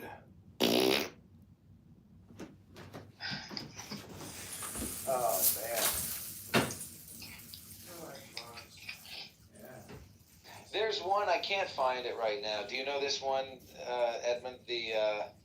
It's like, in pursuit of knowledge, every day something is added. In pursuit of the Tao, every day something is taken away, or removed, or uncovered, or something. Look, do you want to improve the world? I don't think it can be done. The world is sacred. It can't be improved. If you tamper with it, you'll ruin it. If you treat it like an object, you lose it. There is a time for being ahead, a time for being behind, a time for being in motion, a time for being at rest, a time for being vigorous, a time for being exhausted, a time for being safe, a time for being in danger. The master sees things as they are without trying to control them. She lets them go their own way and resides in the center of the circle.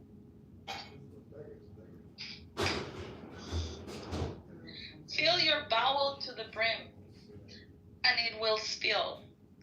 Keep sharpening your knife, and it will blunt. Chase after money and security, and your heart will never unclench. Care about people's approval, and you will be their prisoner. Do your work, then step back. It's the only path to serenity. Do you know it's fill your bowl? I know, I said bowel. Okay, I thought you were on accident. I was surprised nobody reacted. I was being gracious to you. I thought it was an English mistake. I thought, oh, she doesn't know this word yet. Okay, let me read one. This is verse 44. It's called Choices. Which do you value more, your wealth or your wellness? Which is more harmful, to lead or to lose? The greater is your attachment, the more bereft is your release. The more you hoard, the less is left to enjoy. Those on the path to the great integrity flow without forcing, leaving no space for disasters. The commentary is, most people given the opportunity would choose wealth over wellness, winning over losing. They cling desperately and dependently in their close relationships and hoard their possessions. These are choices, says Lao Tzu, that lead to disaster. Our alternative is to flow without forcing, and to release ourselves from our false values and counterproductive behaviors. Like verse 43, it is useful to be reminded of the choices and values that can help to direct us toward the path leading to the great integrity. But to stay the course, people from everywhere need to join us. My 44 reads different. It's a different one. It says fame or integrity, which is more important? Money or happiness, which is more valuable? Success or failure, which is more destructive? If you look to others for fulfillment, you will never truly be fulfilled. If your happiness depends on money, you will never be happy with yourself. Be content with what you have. Rejoice in the way things are. When you realize there is nothing lacking, the whole world belongs to you. That is beautiful. Shit, I needed to See, hear this that. is a hypnosis. This is a neurolinguistic reprogramming. It is. It's a reprogramming. And this is what you have to do daily, in my opinion. It's a daily renewal. Imagine listening to Clown House for 3 years straight. You'll be fucking, your brain will essentially be a mosh pit. This is a rectification tool of self-analysis. It's a beautiful tool to use.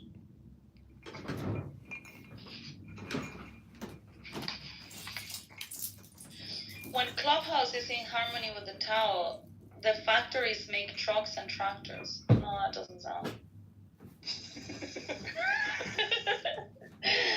It would be when Clubhouse is in harmony with the Tao, the moths make, I don't know what to say, the rooms make moths, and I don't know. I fucked it up.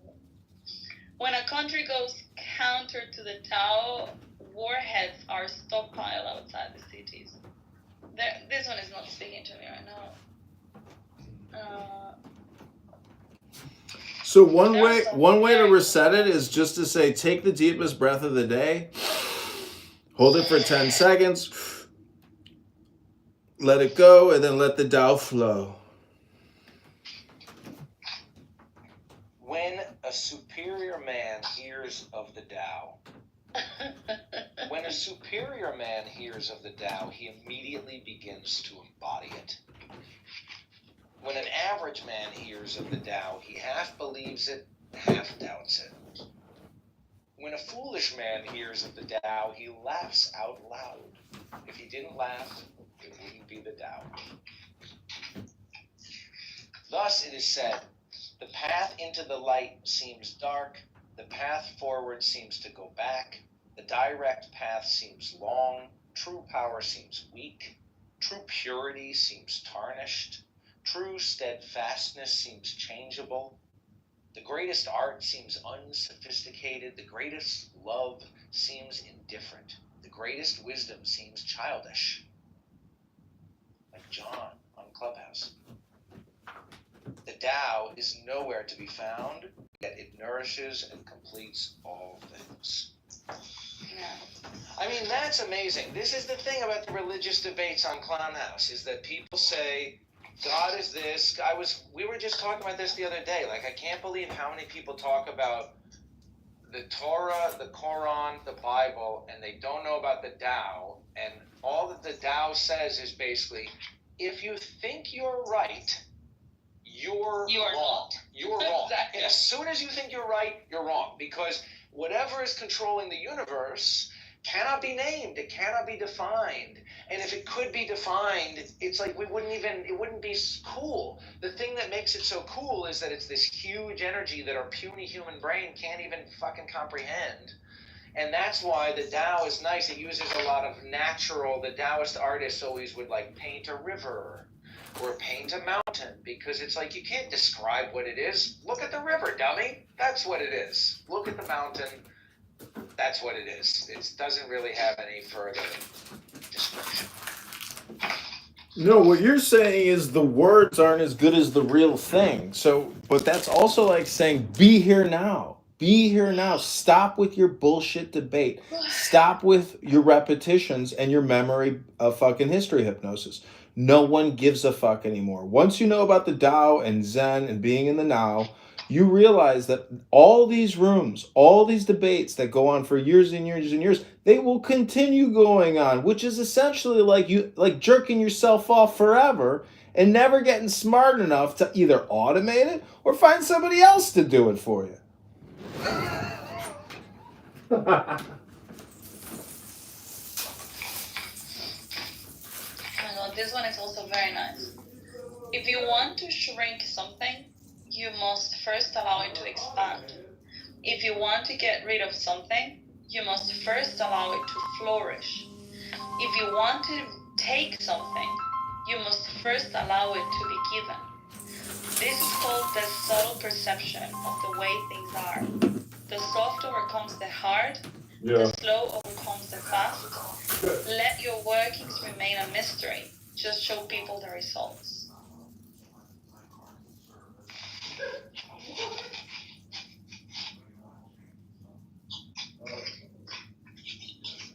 Is my Tao different than yours? Yeah, they're all different. Which one is yours? Tao Te Ching, the Book of the Way, Lao Tzu, translated by Stephen Mitchell. Right, that's the one that I have. I like that. Sutherland's. They got a decent. So, Edmund has a different one. He has several. But this is the only one that I have. We have the same one. but is it, so why are there different? It's a translation from the Chinese. Do you know how to speak Yeah, but they Chinese? should at least sound similarly, no? They are similar, but it's look. I don't speak Chinese, but I understand that you got like one little chicken scratch for a whole sentence, and you add like another line or a dot, and it changes the whole meaning of the sentence. And so I think if you're looking at the chicken scratch, there's different ways to translate it. But there are multiple translations. Which one do you have, John? What's the one that? I've got about 5 different versions, but you know what's better than talking about books? Book. Reading books. Yeah, but she's just trying to learn about, how it works. Yeah, I mean, like, I'm just wondering. If you want to learn how to walk, you gotta put one foot in front of the next. And when you put one foot in front of the next, it's called walking. When you read a book, it's called reading.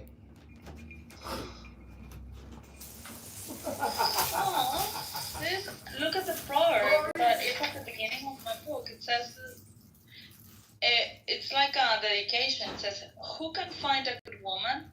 She is precious beyond all things. Her husband's heart trusts her completely. She is his best reward. Tao Te Ching, pronounced more or less Tao Te Ching, can be translated as the book of the immanence of the ways of the book of the way of how it manifests itself in the world. Jesus Christ. Okay, so it can be translated as the book of the immanence of the way, or the book of the way and of how it manifests itself in the world, or simply the book of the way. Since it's already well known by its Chinese title, I have let that stand. About Lao Tzu, its author, there is practically nothing to be said. He may have been an older contemporary of Confucius and may have held the position of archive keeper in one of the pretty petty kingdoms of the time. But all the information that has come down to us is highly suspect. Even the meaning of his name is uncertain. The most likely interpretation, the old master, or more picturesquely, the old boy. Like an Iroquois woodsman, he left no traces. All he left us is this book, the classic manual on the art of living, written in a style of gem-like lucidity, radiant with humor and grace, and large-heartedness and deep wisdom, one of the wonders of the world. People usually think of Lao Tzu as a hermit, a dropout from society, dwelling serenely in some mountain's hut, unvisited except perhaps by the occasional traveler arriving from a 60s joke to ask, what is the meaning of life? But it's clear from his teachings that he deeply cared about society, if society means the welfare of one's fellow human beings. His book is, among other things, a treatise on the art of government, whether of a country or of a child. Oh my God, I'm reading terribly. What's going on with me? I don't see. Well, you're reading in a foreign language, which I think is impressive. No, but I read much better than this. I don't know what's going on with me today. The misperception may arise from his insistence on wei wu wei, literally doing, not doing, which has been seen as passivity. Nothing could be further from the truth. A good athlete can enter a state of body awareness in which the right stroke of the right movement happens by itself, effortlessly without any interference of the conscious will. This is a paradigm for non-action, the purest and most effective form of action. The gameplay is the game. The poem writes the poem. We can't tell the dancer from the dance. Less and less do you need to force things until finally you arrive at non-action. When nothing is done, nothing is left undone. That's what you said before. Nothing is done because the doer has wholeheartedly vanished into the deed. The fuel has been completely transformed into flame. This nothing is in fact everything. It happens when we trust the intelligence of the universe in the same way that an athlete or a dancer trusts the superior intelligence of the body. Hence, Lao Tzu's emphasis on softness. Softness means the opposite of rigidity and is synonymous with suppleness, adaptability, and endurance. Anyone who has seen a Tai Chi or Aikido master doing, not doing, will know how powerful this softness is. Lao Tzu's central figure is a man or woman whose life is in perfect harmony with the way things are. This is not an idea. It is a reality. I have seen it. The master has mastered nature, not in the sense of conquering it, but of becoming it. In surrendering to the Tao, in giving up all concepts, judgments, and desires, her mind has grown naturally compassionate. She finds deep in her own experience the central truths of the art of living, which are paradoxical only on the surface. That the more truly solitary we are, the more compassionate we can be. The more we let go of what we love, the more present our love becomes. The clearer our insight into what is beyond good and evil, the more we can embody the good.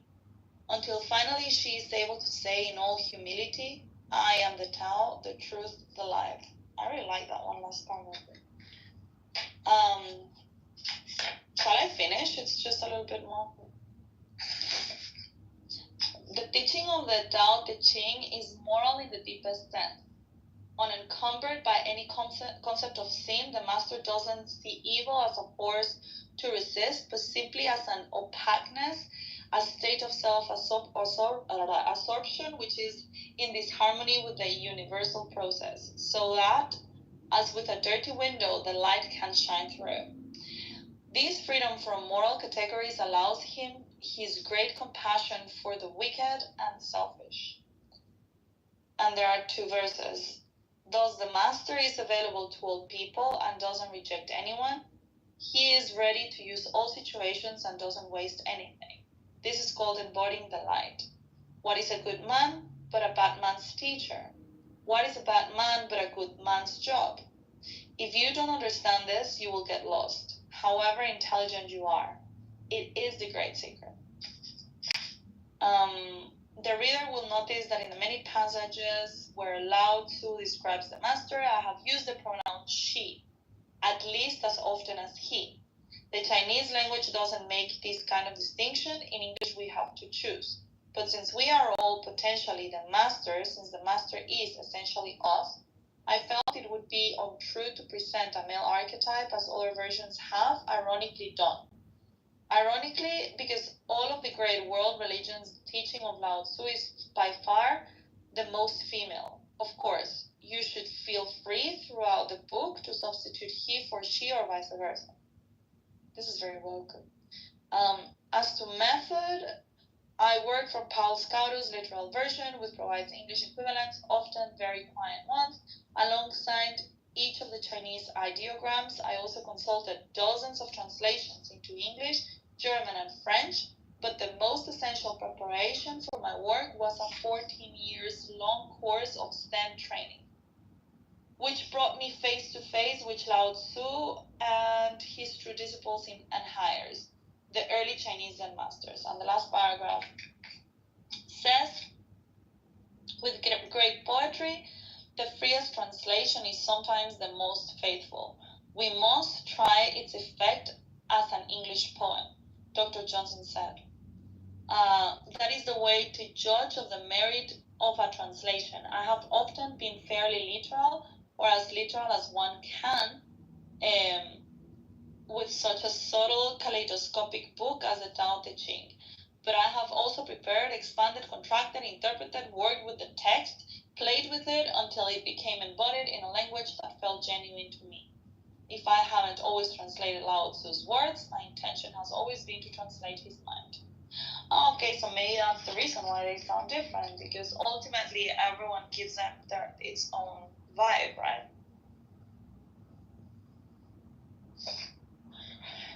Did you all fall asleep to my broken English reading?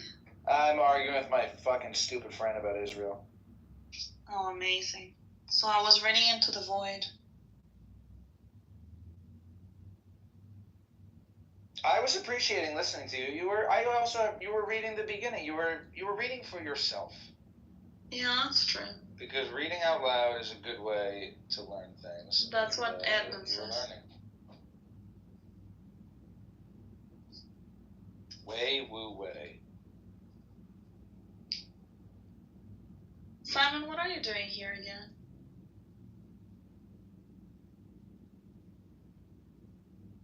Oh my god, I have 3.9. It increased.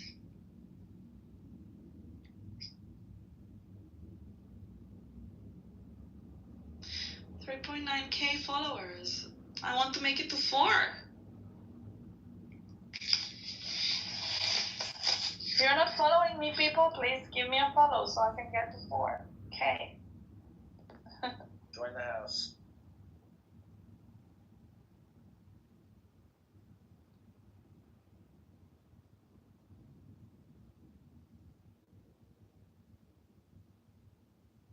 Join the fucking house.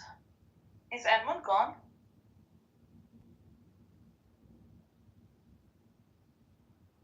Yeah, he probably left his phone here recording on.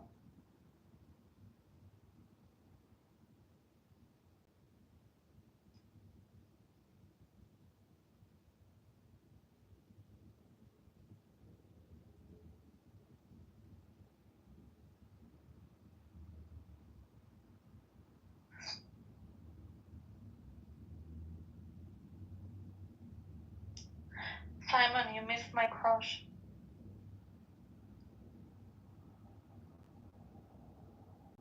Simon! Who is your crush? I cannot say, but I have a crush.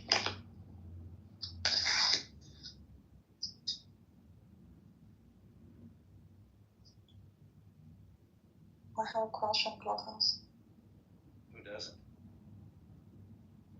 I don't think everybody does. I have this one crush on Clubhouse.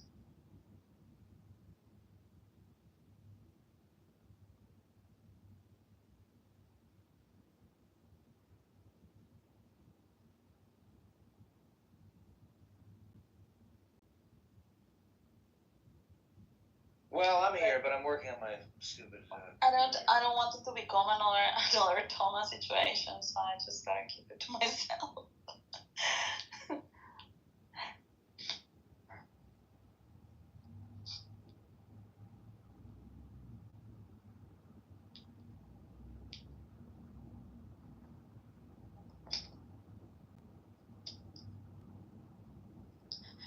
Seaman, are you there?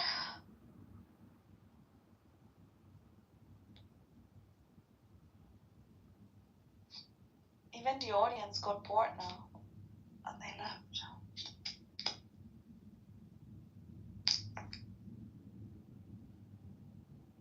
Well, there are a lot of other rooms full of low IQ morons wasting time talking about nothing. Yeah, I know. Chillism. Yeah, I don't feel like going to any other. Look, we were talking about the Bible, and Will C asks, "What is your favorite character of the Bible?" And Anne responds, "James." Really? Wouldn't you choose Jesus? If someone asks you, "What's your favorite character of the Bible?" Yeah, right. It's gotta be. Wouldn't it be the immediate response, Jesus? I mean, like, no thinking. Well, Jesus is kind of like the Wolverine of the Bible, you know. He's the obvious choice. Yeah, but that's your favorite character. I mean, but like, no. For me, it was James. Lesser known, indie hit, sleeper hit, James.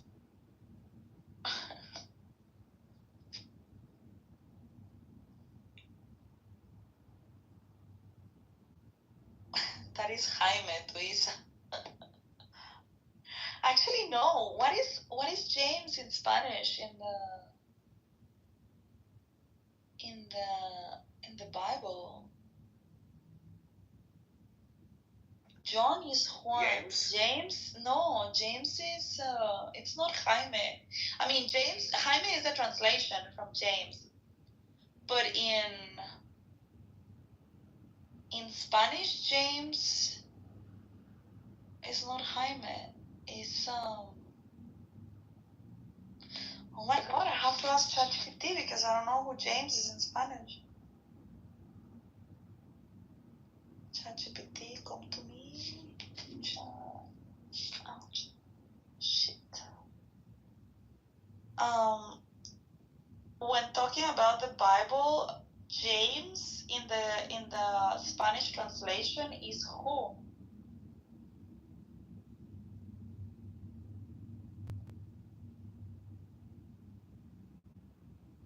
Santiago. Yeah, it has nothing to do with it.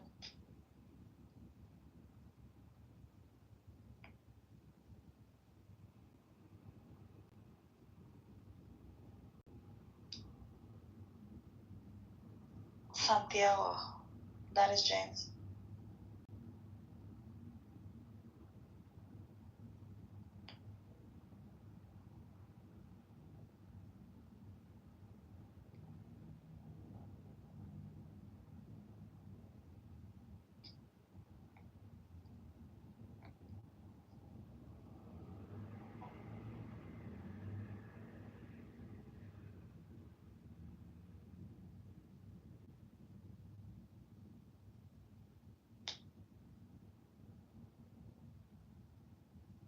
You know?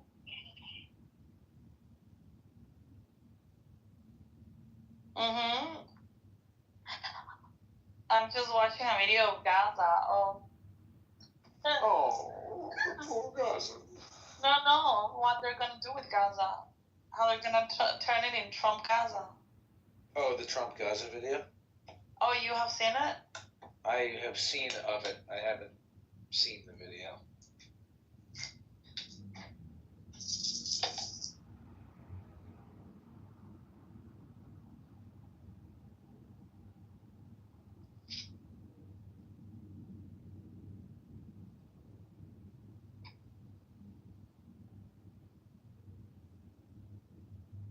Yeah, it's all AI, but it's okay.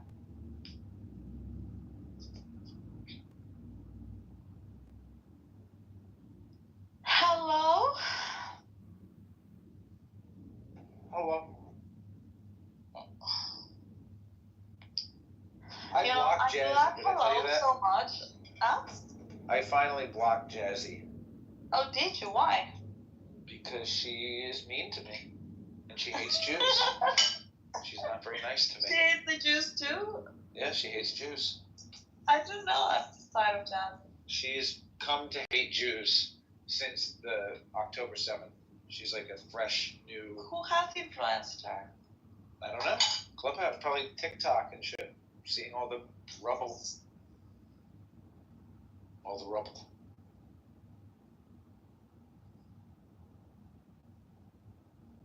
That's right, motherfucker. Kiss my ass. You miss him. I do. He's probably the person that has pushed me the absolute most. To what? Randy? Yeah. Yeah. Randy. Randy.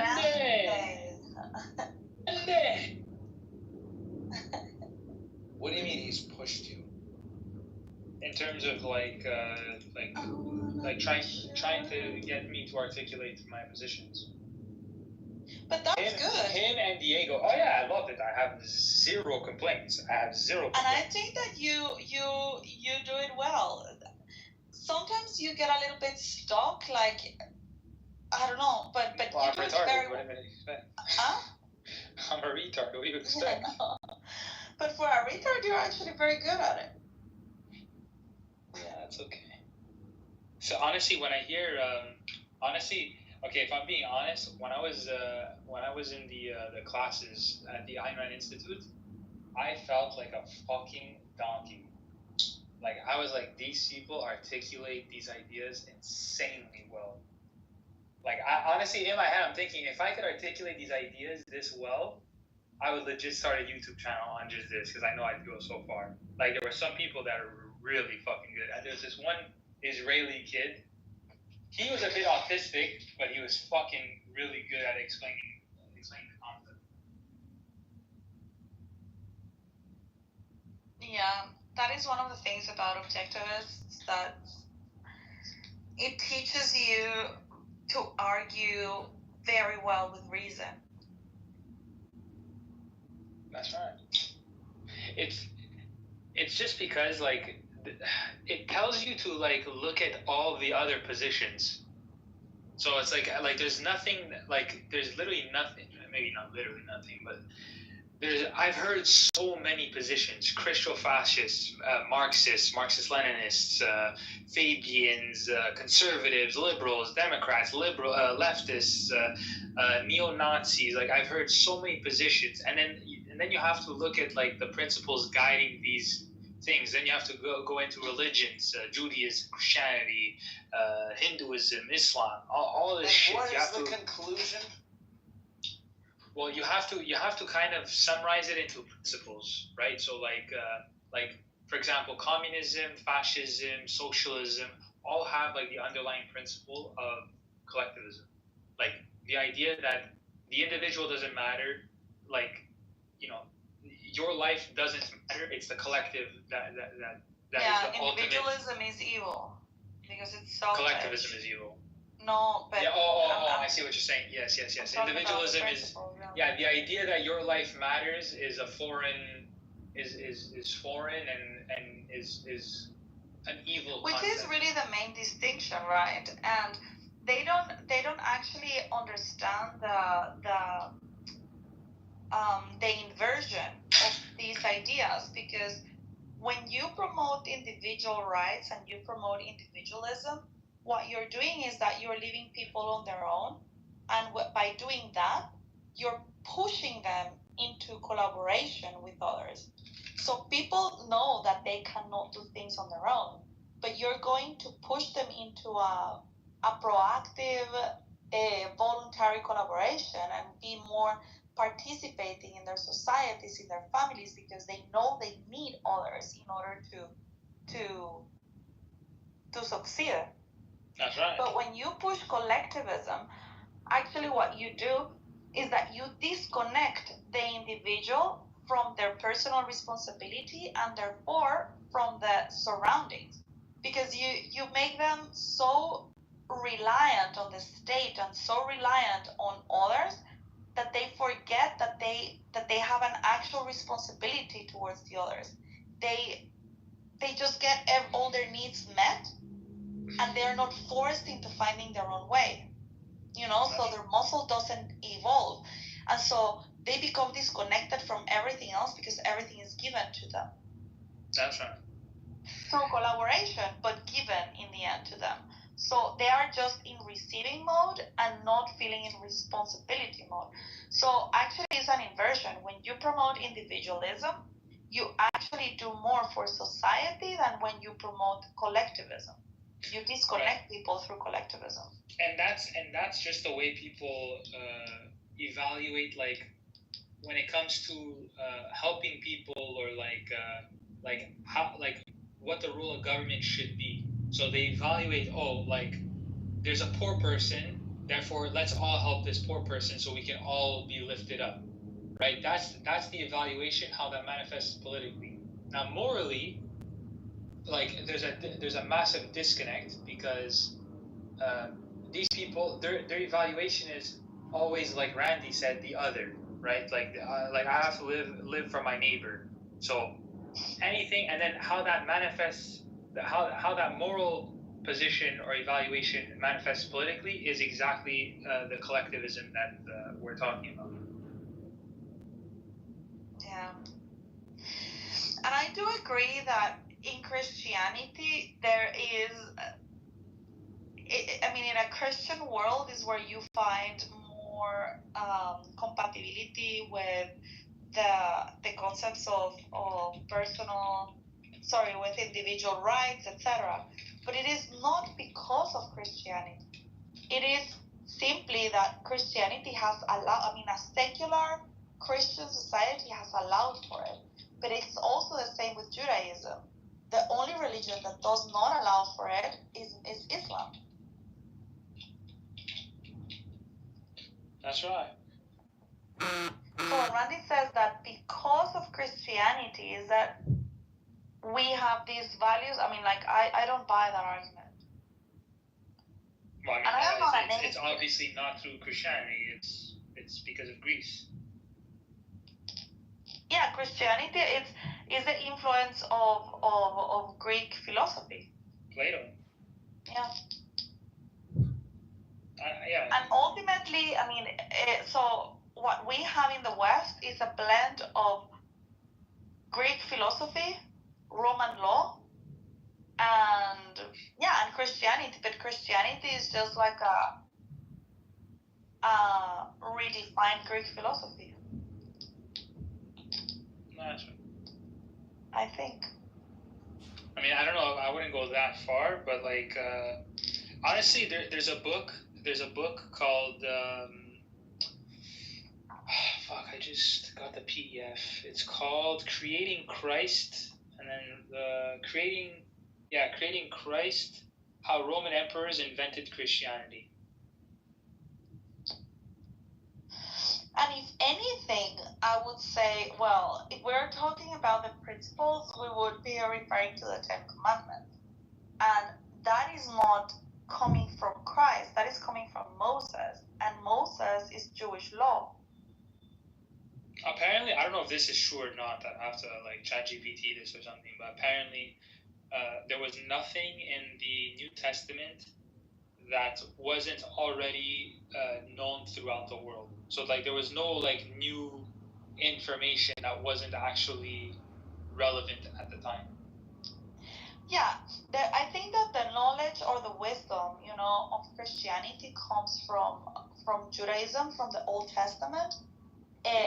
However, what Judaism didn't do for these principles is the expansion of them. I think Christianity played a huge role in expanding exporting these principles everywhere around the world. And that to me is the most important contribution of Christianity. The fact that it spread, through the West.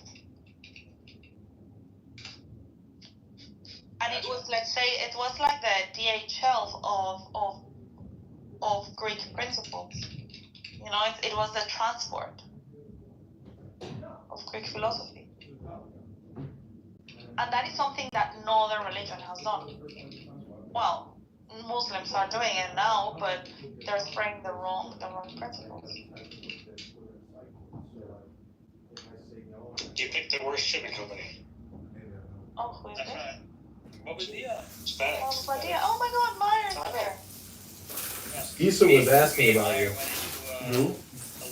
Issa. Who's that? fight? I'm in a room. It's called It's not a Autistic fight, but it's like a Objectivism, and I've been live streaming it. Yeah.